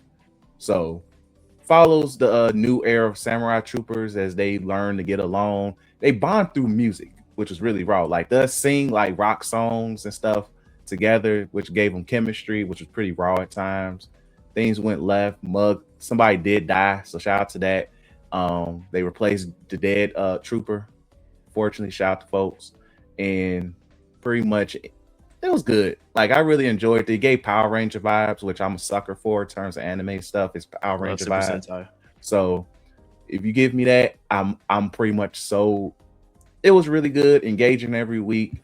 They did get you with the heartstrings. They was not hesitate to kill anybody close to the protagonist. So I'm happy for that. So it means like, oh, you care about death. Let me see niggas die. There's stakes. And it's stakes. And on top of it, there's some good plot twists too that I wouldn't expect it either. So if you look for something that gives Power Rangers vibes, or if you were a fan of Samurai Troopers back in the 80s, because I never watched the original, I probably never will, go ahead and check it out. And last thing I have is Dead Account, which I talked about a few episodes ago, where pretty much is about internet monks or exorcists, where they use the internet abilities based on what their internet persona type was. So you got troll accounts, rage baiters, people who just want to be engaged, creeps, stalkers, all of that, and their powers were based solely on that. So, and they exercise dead social media accounts because this spirit named Sad Boy K pretty much is the villain here. Sad Boy, and legit, it's a child who died young, and he just wants to learn more, and he just didn't want to die young. So he's the villain, and he takes over dead accounts or dead people's social media accounts, or he could kill them themselves if they get some type of disease, and he just kills them and takes over their account, and they live on through that.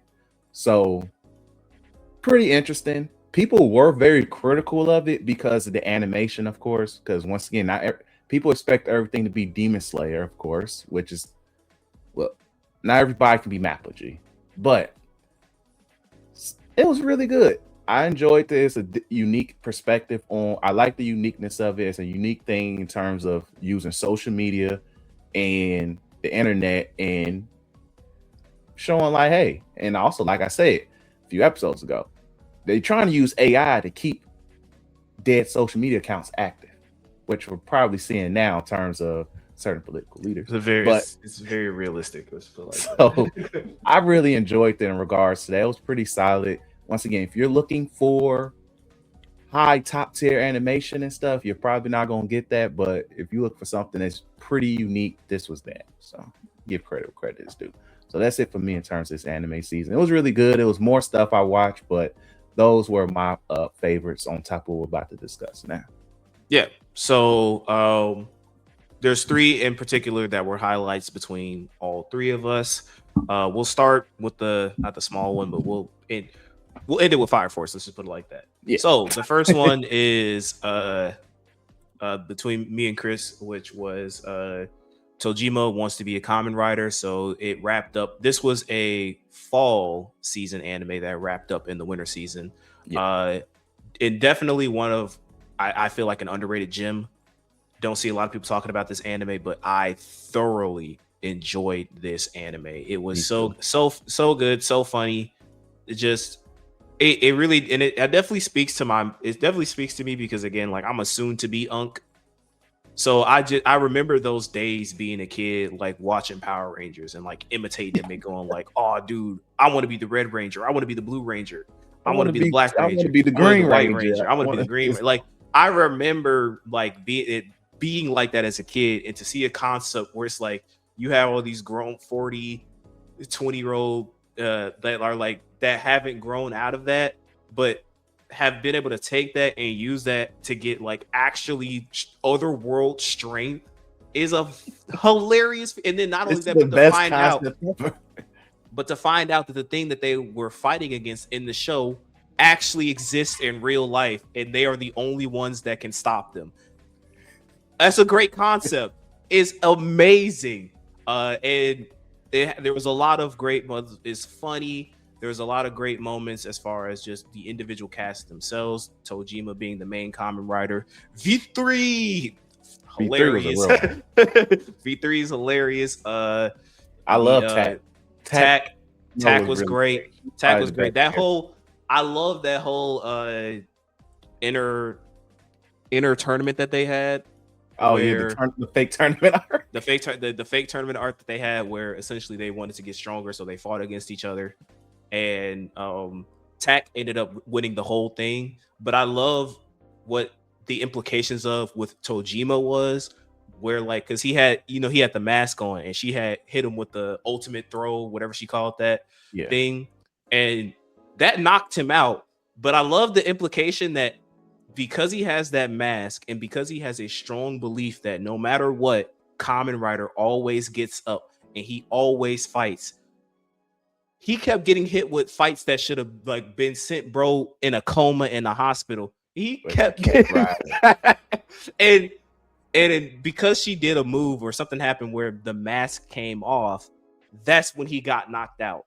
But because the mask was always, I was like, I love that. Like just little small details like that. The final fight of the entire show, when like for a brief moment people saw him as legit. Not only did his group, but the villain himself was like, legit what the heck? He's actually legit saw him as Kamen Rider. It's just a absolutely fantastic show. I highly recommend. If you're somebody like me, grew up on like me and Crib grew up on Super Sentai, Power Rangers, all that type of stuff, and you kind of like that the concept of like not growing out of that, to keep living your inner childhood, you will very much enjoy this show. Chris, what do you have to say? Yeah, this was a very sleeper in regards to both seasons. All I can sit here and say, I agree with everything you said, but it really just shows like when people just can't let go of their inner childhood but still just train.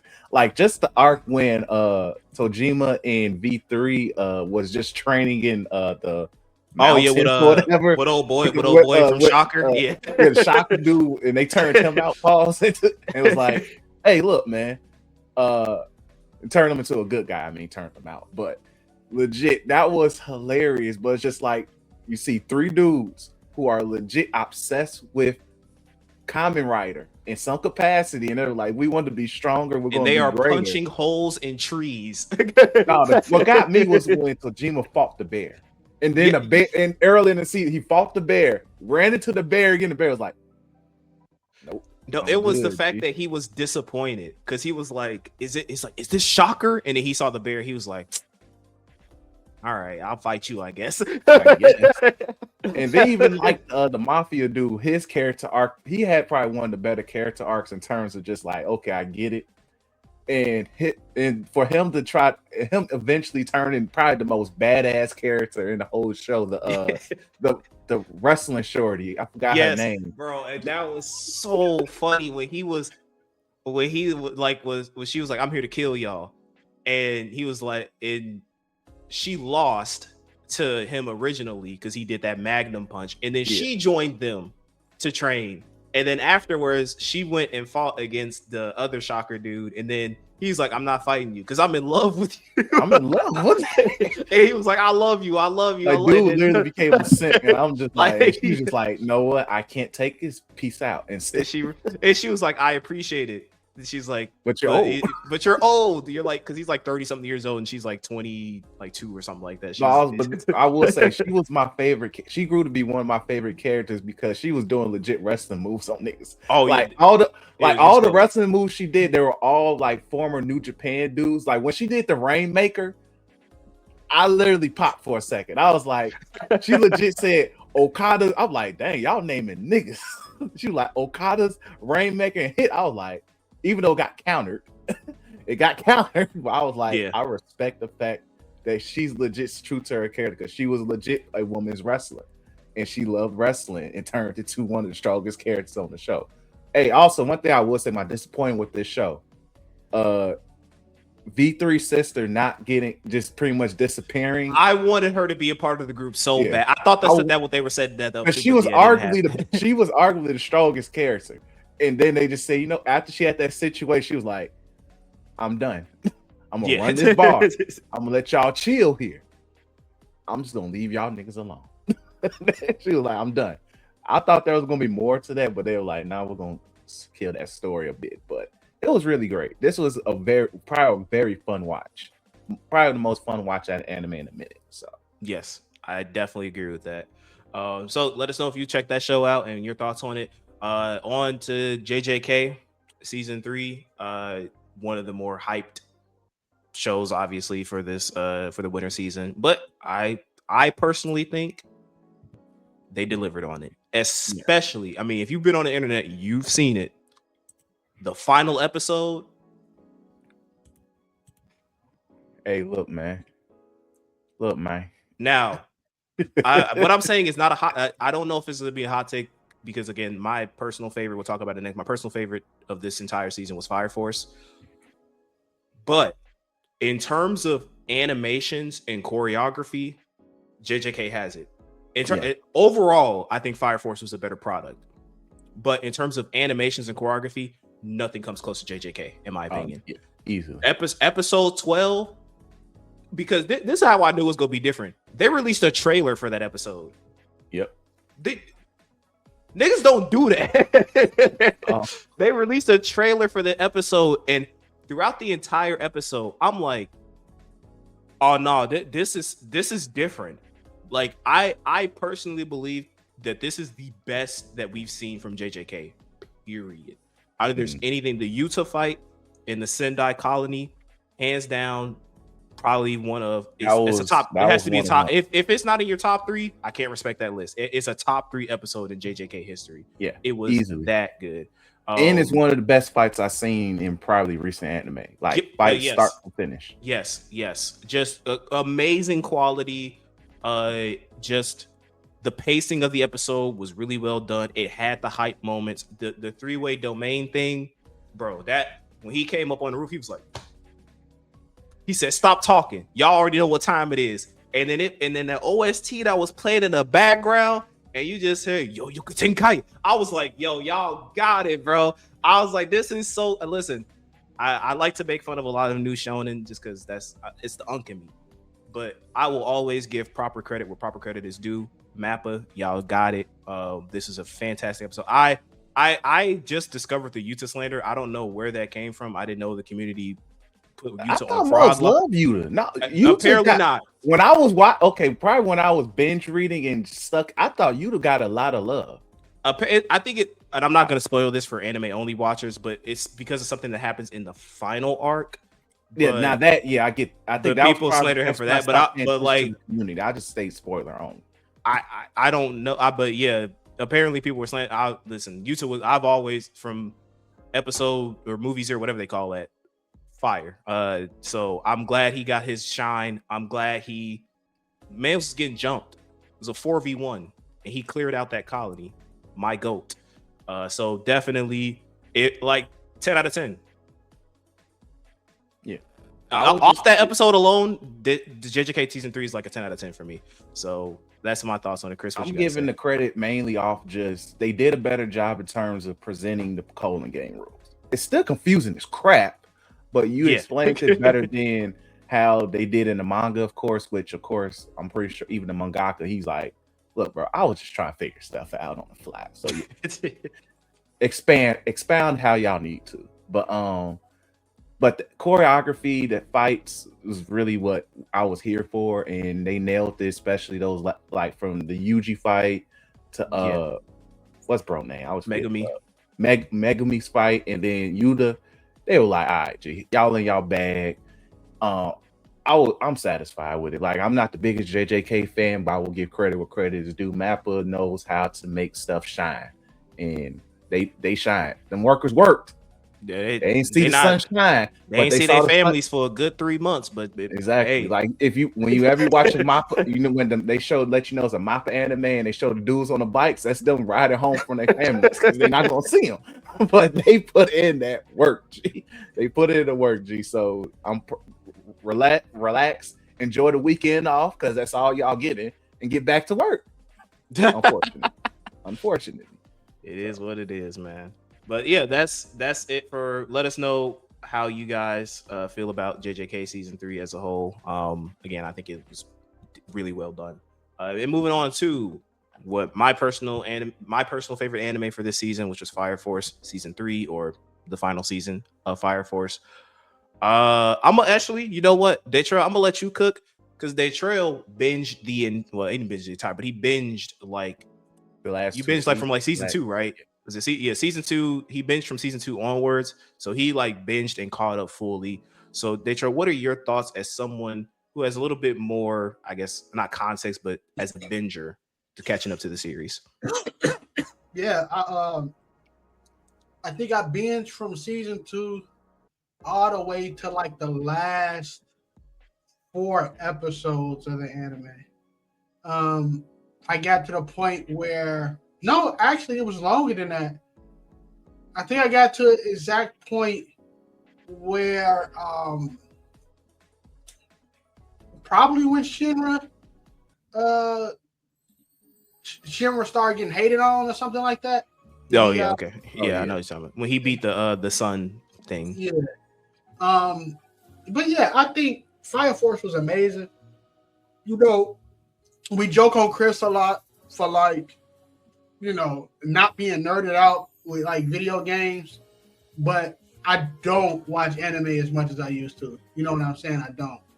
I used to watch anime probably as much as Chris and Cam, but I don't know. It's kind of like when you fall out of love with stuff. I fell out of love with that, but I always liked Fire Force, you know, and I always wanted to finish it up, right? Now, I know I can pick up a book and read it, but sometimes you ain't got the time to do that. And being able to see this show that when it first came out, it came out around that time when anime was just booming with great shows like Vinland Saga, Dr. Stone, all that type of stuff. And Fire Force came out right with it. And I'm like, man, I love it. I still listen to Mayday from the first season. Yeah, that's a good second opening. Still listen to that. It's a very, very, very good show. The ending, really good ending. Y'all can talk about it way more than I can. Very confusing ending, but I can understand they was trying to get a lot of stuff done without making that into 15 more episodes of what she did. I could completely understand that. That's something that could be, you know, you'll probably need an episode just explaining all the things Shinra did. But I really enjoy the message behind Fire Force, especially towards the end when everybody was kind of having their own emotional. It was like kind of like I forgot the word for it. So I kind of say like they was their own emotional god. Like they was bringing things into the world. Like unfortunately, Tamaki was kind of bringing like the acceptance of lust. Now, like me being like a flat out super Christian man, and us going through 1 John and Bible study, I'm like, I don't know if I could be watching this. Yeah, Tamaki with her like her just out the woodwork saying, you know, look, dude came back out of nowhere, man. Embracing lust is good. This world is full of it. You gotta embrace it. I was like, LOL. Arthur kind of like, I forget what Arthur's was, but it was funny and it made his character. This is more so just the imagination. Like The power of imagination. Yeah, he had kind of like the power of imagination. And then Shinra just being full of hope and being a superhero. It was amazing. They still didn't explain how Arthur came down from the sky. People said, I was asking like how Arthur gonna get down, and people were like, oh, Shinra just gonna get him. Shinra said, hey, I'll see you soon. So it wasn't like Shinra went up there and went to go grab the nigga. So we still Arthur did it. I think he did it himself. They slightly mentioned that he just came back. I think they just said he came back. That's he just said sentence. They said I'm just gonna drop down to earth. Arthur's the type of person. I feel like he just do that. Look, man, he probably enjoying the vibe in space, bro. Knowing him, I think it was great. All the fights were good. One last thing, a couple last things. I know that Shinra is a Jesus parallel allegory, whatever you want to call it. I ain't got no problem with that. I just want to know like who's Shinra's father, because we know with the Jesus story who's Jesus' father and stuff like that. I don't know who's Shinra unless he just existed. I did kind of hint that his mom had a Mary type birth. His mom basically, it was like they were just there because she said she was a virgin. She never slept with anybody, so it was. I agree with that. I mean, like who's the God that was there? But I understand like that world is fully built off the will of people and stuff like that. Not necessarily. I think it's because it's like essentially the collective consciousness. Wanted someone who has wanted someone because of the great cataclysm. Our world, which was basically our world was here before Shinra's world, and in our world we have Jesus and all that stuff. So the collective consciousness is like, okay, well in this new world we have to have something similar to that. There has to be someone that births a hero, births a savior, and that's what Shinra's mom was chosen to do. So it was more so the collective consciousness. Again, it's all the great cataclysm is based off of the will of the people. So whatever they want, it happens. So they were like, hey, we want someone to birth the savior, and that's what Shinra's mom was, birth the savior. Yeah, and it was great. I think everything was fantastic. My last thing is that, and I talked about it in the chat, the power ladder in excluding Shinra is one of the funniest things in anime to me, bro. Like I love when authors of TV shows or anime or comics don't care about power scaling. Because if you don't care about power scaling, you could just do whatever you want. Like Benimaru is the strongest. But then you got people like the Salaryman, who absolutely didn't sweat most of the time throughout his whole entire time being in that show. Of course, you got Arthur, who had breath on the moon just because he imagined himself having breath. He put on a ring. He put on a ring. He was like, okay, now I can breathe in space. He fought a legit dragon person, and he lost half of his body in that fight and split the earth in half. Like so. It's the power in that, because I love, my favorite archetype in an anime character is quote unquote the strongest. I think few anime fail at having the strongest character. Gojo, I don't like JJK like that, but Gojo is one of those characters who are deemed like he is the strongest. Shanks in One Piece, considered there's a lot of people in One Piece. Roger before him. Whitebeard before him, but Shanks in this current saga, the strongest.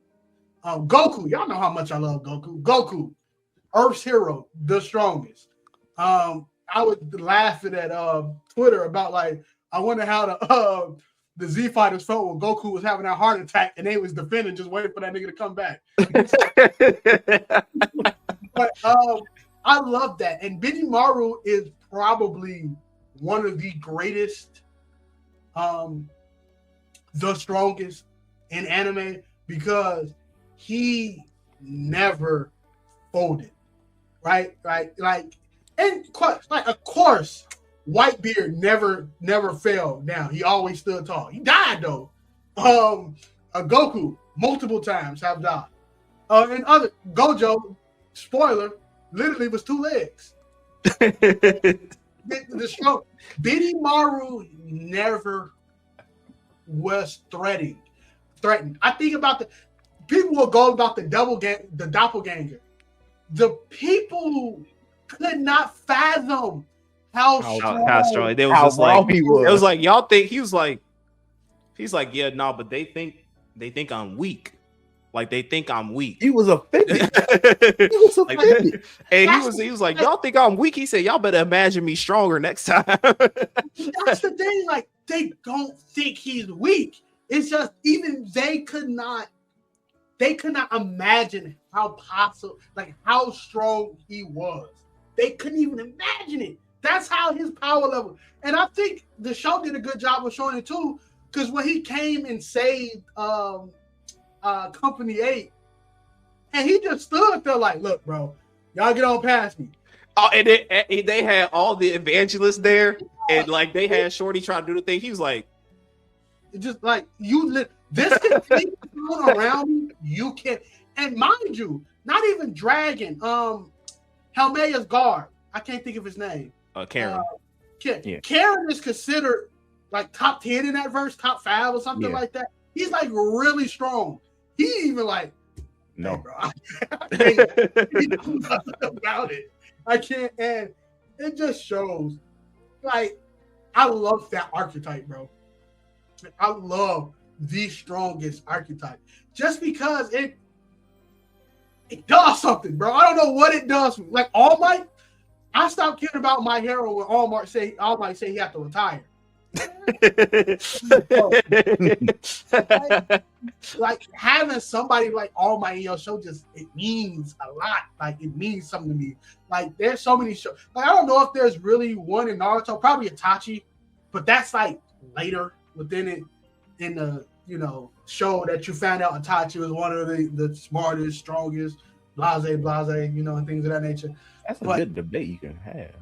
I think it's Madara. Madara is that person. Where you like, but Madara, would you give Madara? Because Hashirama was always better than Madara. I give Madara because the most popular thing when you think of strong things that happen in Naruto, you think Madara versus 1,000 Shinobi ally for that is the top thing. That is the top thing that plus the 5 Kage. Like basically you're the top popular moments in Naruto when it comes to like fights and just someone being dominant is Madara. Yeah. Aside from he dropped the weights. And that's the most. I'm at to mention this. Everybody, most of the main characters from Tojima, Kamen Rider can whoop Rock Lee's ass, by the way. All right, but yeah, Chris, what are your thoughts on Fire Force season? To be brief, because Datro hit everything on the head. Fire Force was really great. I was nervous because season 2 was really very but overall, it was, like season 3 made up for it. From the first half of season 3 to the last few episodes. Even like when we was nervous when they said, hey, we wrapping it up and we're gonna speed run it. We're wrapping everything up in 13 episodes. I'm scared. So, but they did a great job. Shout out to David Productions. You guys did what y'all was supposed to do. Y'all understood the assignment. Y'all knew y'all was wrapping it up. And maybe if I was to read the manga, I might be able to be like, oh, hey, y'all didn't do this, or y'all ran through that. But I have no complaints. Y'all adapted it how y'all want to adapted it, and y'all left the door open if y'all chose to do the Soul Eater remake that people are clamoring for. So, which would be pretty fire. But yeah, again, I agree. It's a reason why, like I said, I'm collecting all of the Fire Force manga. It's because I want to see some of the slight differences. I did read a little because I have the final volume of Fire Force, so I did read a little bit to kind of see some of the differences between the final episode and like some of the final chapters. I was watching this on Crunchyroll. There is one translation error that I think a lot of people are not aware of. In the episode, it says like like towards the end when they introduced 42-year-old Shinra, and they're like, "Aren't you excited? Your child joins the Fire Force, the world, The Hero Force." Yeah. That's a translation error. It's your children. So I know a lot of people were like, "Oh, one of them is Shinra's kid, one of them is no, both of those are his kids." Great. So he clapped Inca and he clapped Iris. The chick with the pink hair is Inca's his kid, and the blonde haired person is Iris and his child. His genetics are very weak. That's all I'm gonna say. That boy got weak genetics. That boy got some weak genetics, but I really did. I thoroughly, as someone who I love Soul Eater. Soul Eater was one of my favorite things to watch as me growing up as a high schooler. So seeing the connection between that and Soul Eater, seeing my boy Black's, my absolute GOAT, Def the Kid. If you know, you know, that is my GOAT. Seeing him, seeing Black Star, seeing Maki, seeing Soul, all these characters in the formation of the Soul Eater universe and how it translated from Shinra's universe to there is really good. Shinra Basho, man, making power scalers sweat. Even when they the episode before the final episode, when they went Soul Resonance, and I was like, oh my gosh, it brought a smile to my face, because it's like, again, I know how it can be very confusing to people who have no idea what. If you have no idea what Soul Eater is, I understand it's very confusing, because it kind of treats. It's very much a like, if you've watched Soul Eater, you understand everything that's happening. But if you don't, it can be very confusing. But my biggest advice, if you have not, do yourself a favor and watch Soul Eater. You will not be displeased. But yeah, it's just, I could talk a lot about it, and I probably might want to make a separate video about my overall thoughts on season 3 of Fire Force, but just to kind of keep things brief so we can move on to the spring season. Because there's a lot of things that as far as like theory crafting and the connection, the timeline between this and Fire Force and stuff like that, that have a lot of questions and stuff like that. But yeah, great season, fantastic. It's cope for now, but if we do get a a Soul Eater Brotherhood situation, I'm all for it. Please do it. I think that's a great way to kind of keep the hype and momentum going. But yeah. Other than that, that is all overall great anime season, and let's move on to spring, and we can wrap things up. And let us know your thoughts in the comment section below. What winter anime that you checked out, that you watched? What do you think is a must? If the stuff we covered is anything that you watch, but you think is a must watch, let us know. And moving on, finally to spring anime season preview. So we are not well into. A lot of shows have already debuted or are about to debut within the coming weeks for the spring season. So we got if you haven't checked it out, check out. It's a lot. I know we say this a lot of times, but I'm not. There is a lot of good stuff coming out this season, in my own personal opinion. Just to kind of incorporate, I guess, impressions and stuff. I did already watch some of the stuff that we're going to talk about, so I'll talk about a couple things. So the Angel Next Door Supposed to Be Rotten season 2 is out. The first episode came out this following, I think it's weekend or something like that. I watched the first episode or first season, thought it was great. This is one of those episodes. This is one of these shows where they have probably the weakest side character roster in my life, because I can remember a lot of stuff, even from stuff that I watched a long time ago. I kid you not, that first episode of season 2, I was like, that clip of the dude going like, who are these niggas? I was like, who are y'all? I don't remember none of y'all. All I remember are the two main characters, and that's it. It's a cute show. Obviously, at the end of season 1, they are officially dating. So season 2 is kind of like they go to school to kind of make it public that they are dating, and everybody in the school is very supportive of them. It's a very cute episode of them just being very public about their affection and stuff like that. So it seems like it's going to be a pretty cute watch. If you watch the first season, you're going to like the second season, especially if you're somebody who's like, I want to see them together. They're together now. Classroom of the Elite season 4, aka Anime Rick and Morty. I've low-key stopped taking this show seriously. I'm gonna keep it a buck. This show is funny to me now. This is a funny show to me. When I was a kid growing up, I was like, oh my God, Ayano Koji is so cool. He's so awesome, bro. He's so smart. Now I watch this show and I'm just like, hey, bro, a cornball. I ain't gonna lie to you, bro. This show is funny to me, bro. It is. Like, I'll be brief with this. The first 4 episodes came out, which I've never seen that before. I don't know why they are doing that. I get because it was supposed to be an hour debut in Japan. So okay, cool. But that the plot for like the first 3 episodes was 4. No. The first 3 episodes was because the 4th episode is setting something else up. The plot for the first like 3 episodes was literally, hey, your second years now. There's going to be a test that you have to do with the first years. Y'all both have to collab. But the first years, these people legit trying to set up contracts, paying first years because if they get a bad score, they can get expelled.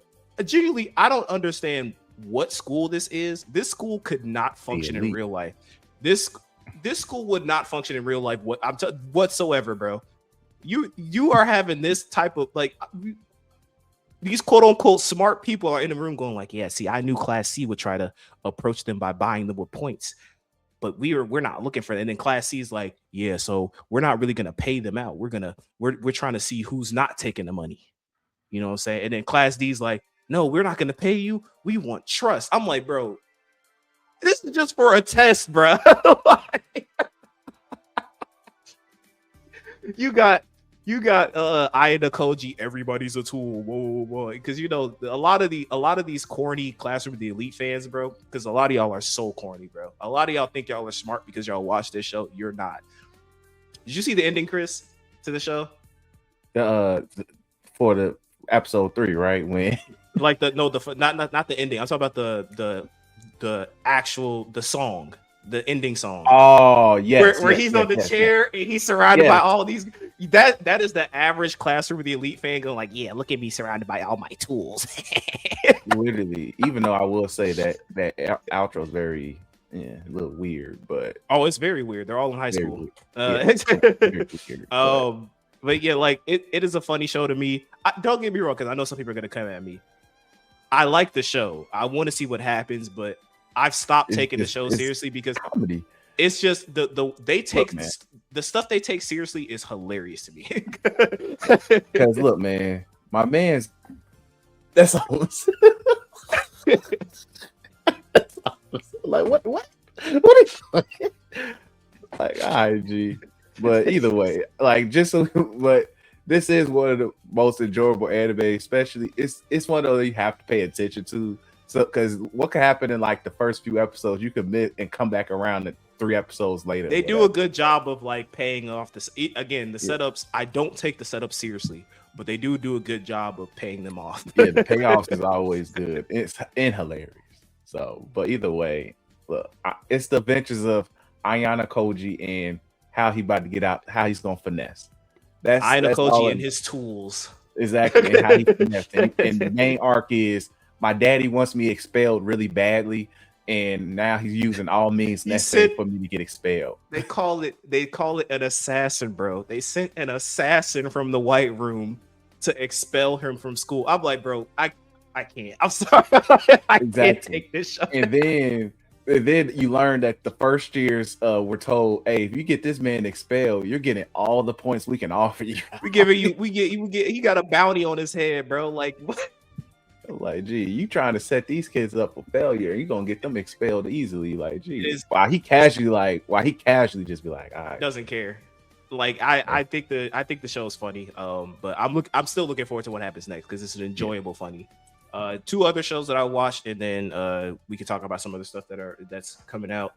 We have Mistress Kanon is devilishly easy. So I checked this out. This came out yesterday. I was just looking at the series. So brief plot synopsis. Main character is a succubus from hell. She's the daughter of Beelzebub, and they eat a lot.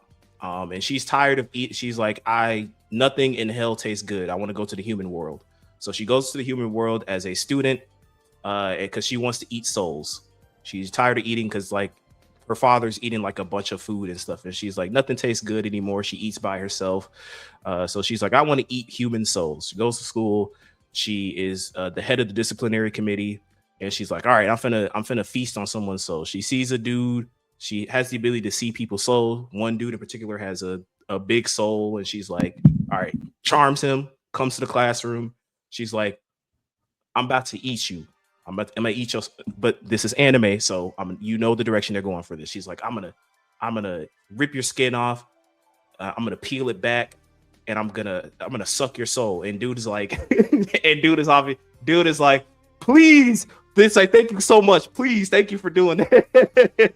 And she's like, what do you mean? He's like, I didn't know you were so bold. Like, I mean, I've never done this before. I haven't had sex before, so I'm ready to do it. And she's like, no, I'm not talking about that. Like, I'm legit gonna, because he thinks she's doing cosplay and all this other stuff. So he I'm looking at the cover art for this. Okay.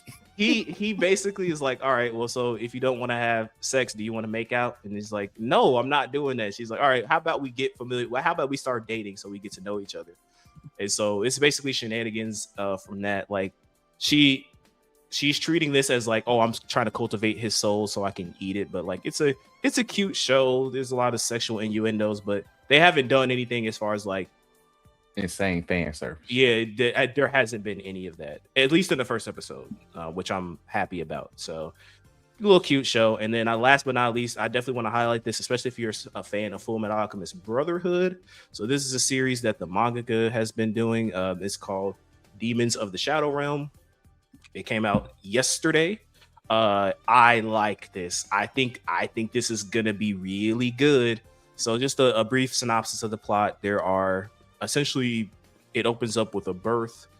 Essentially, like, there's this legend where like children who are born in the day and the night will rule over all of the demons, or control the demons is what they call it. So the main character's name is Asa and Yoru. Asa, they're twins. Asa is a boy, Yoru is a girl. Essentially, he's raised in this village, and then all of a sudden it's attacked. People are getting killed left, right, and center, and finds out that the person who is leading the attack is his sister, Yoru. But he doesn't know that because basically in the village itself, it's believed that Yoru was always there. Like, it shows her like in this cage somewhere, like she's locked up, but it's not the real one. So she sees his real sister kill the fake one. He's like, you killed her. He's like, no, I'm your real sister, and I'm taking you back, and I'm killing everybody in this village. And so there's a merchant that comes to the village. It turns out he's like some undercover agent. He goes to help him escape, and the episode ends with him handing like this gemstone. There's this guardian deity that protects the village called Left and Right. He's like, put this thing in here and put your blood on there. And the statues come to life and attack like the helicopter. It's funny because they call like the helicopters and airplanes, they call them dragons. Like, that's kind of how backwater the village is. But the statues destroy all the airplanes. They touch down.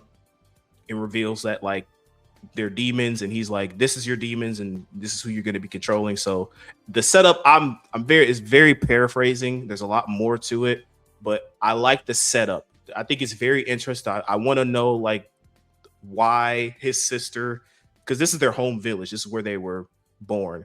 Why is his sister attacking and killing everybody in the village? What is the importance of both of them in this whole like legend that they'll control all the demons? Again, she got it, man. Whenever there's a story about siblings, hey, she know what she's doing. So I'm definitely looking forward to seeing the relationship between the two of them, how they're gonna kind of mingle everything together in this whole left and right thing that he controls.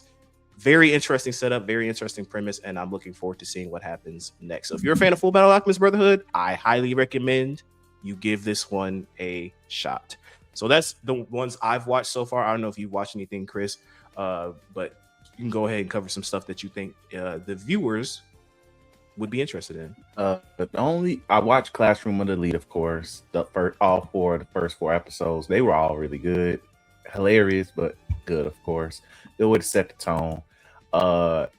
I did watch Killed Again, Mr. Detective. That's one thing I'm a sucker for, is like detective anime. So anything detective based, really I check it out. And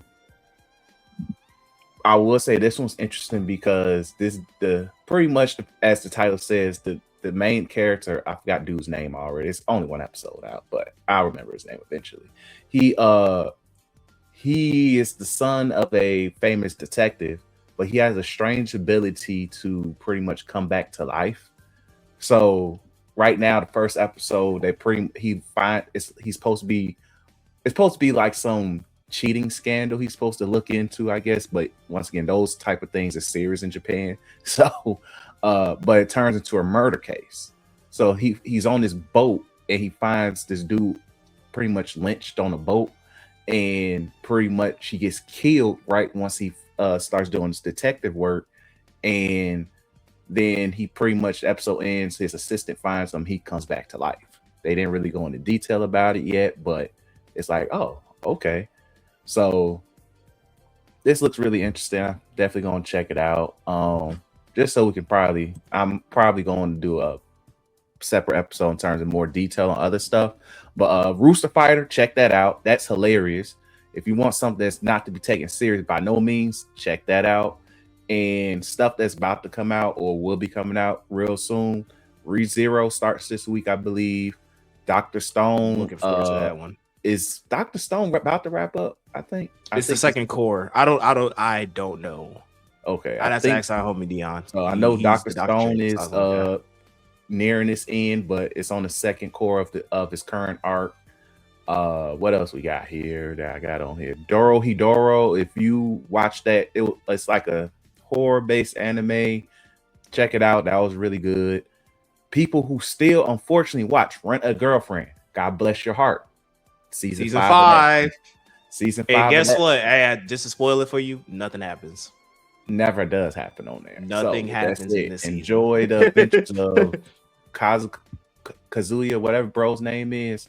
Look, man, if you're still watching that simp, that's on you, bro. And to me, this is probably one of the bigger things. Fist of North Star is getting a remake. So I'm checking that out because I tried watching the original, and I'm even though, like, yeah, seeing my man's I forgot bro's name, but legit just punch people and they just explode. Awesome. Shinderu. Thank you. Like that? Huh? You said what? Name like Crunchyroll? That's the Omaewamo Shinderu. Kenshiro just punching dudes or doing a combo and they just implode. Awesome. So I'm curious how they go about it. I think that's also one of the inspirations behind Jojo too. So I definitely will check that out. It actually is, because he does. There's some favorite similarities. But that's getting a remake. I think it's in the 3D animation, so people might be mad, but we'll see where that goes. But if they can nail it. It can. They be nailed done. it. Look, it's 2026. It's improvement. So I'm curious. Hero X has shown me the light. It can be done, but it only is handled by the right studio. It has to be done with love. So, other things: Reincarnated as Slime, Ace of Diamond. I want to speak. Yeah, so these two highlights I believe that people are going to look forward to. So for all my Hero fans out there, there is a OVA or just a special episode coming out with chapter 431, which is kind of the final chapter of My Hero, which is essentially them as adults and kind of what happens in their career after the war arc. So if you're interested in that, that comes out late April, I believe. So be on the lookout for that if you're a My Hero fan. You want to see some more of that. And Ace of Diamonds Act 2. See, though, I got to speak on this one specifically. This is also going to age me. This is a sports baseball anime. Not my favorite. Major is still my favorite baseball anime. Check it out if you're a fan of baseball and you like sports anime. Highly recommend you check out Major. It is really good. But so the season 1 for Ace of Diamond came out in 2013 and it ran all the way up until 2016. Chat. I graduated high school in 2016. I graduated high school in 2016. It is now big 2026, and we are finally getting a continuation of this show 10 years later. That is insane. I am very much looking forward to this. It is a really good sports show. It has all the stuff. It has the rival character. It has wanting to be the best, not only in the world, but within the team. It has all that kind of stuff. So again, if you're a fan of baseball, if you're a fan of sports anime, I think it's worth it. Even this back in 2013, like the animations and stuff were really good for that show. So I highly recommend. I need a sports anime to watch, so I'll check it out. I highly recommend you check it out. You will not be disappointed. But yeah, that because I was scrolling down the live chart and I saw that and I was like, what the I was like, what are you doing here? So that was a very pleasant surprise. But yeah, that's all I had. I think because Chris, yeah, I think you should. Yeah, we'll have a separate episode. Chris will go a little bit more into detail as far as like some other shows with some synopsises in case you guys want to get a little bit more in depth. For the sake of time, we want to wrap things up because we've been yapping a lot. But hey, that's what happens when you got 3 unks on the podcast and we talking about stuff. So with all that being said, guys, hopefully you enjoyed. Again, it was a bit longer because again we wanted to kind of cover a lot of stuff going on in the anime things, but hopefully you enjoyed the whole thing and you don't have to watch the whole thing. A view is a view, in my opinion. We gave you 2 weeks. We didn't record last week. He gave you 2 weeks worth of content and all rolled up in one. So hopefully you guys enjoy it. And like I said before, I put timestamps on all of these things. So if there's any particular topics that you just want to hear us talk about, feel free to skip ahead and don't matter to me. A view is a view. So with all that being said, guys, if any of the topics, let us know. Leave a comment down below what you think of anything that we discussed. I want to interact with you all. I love interacting with you all when you leave comments down. So please do so, and thank you in advance. And while I have you there, if you have not done so already, be sure to like and subscribe to the channel. That helps us combat YouTube algorithms, help us push our content up to more people who are nerds, who haven't heard of us, who want to hear our takes and our opinions of things going on in the nerdom. So please spread the word, share, like, subscribe. All that stuff helps us. And it's all for free. And it takes you less than 30 seconds to do so. Trust me, I've done it before. So with all that being said, guys, thank you guys so much for tuning in.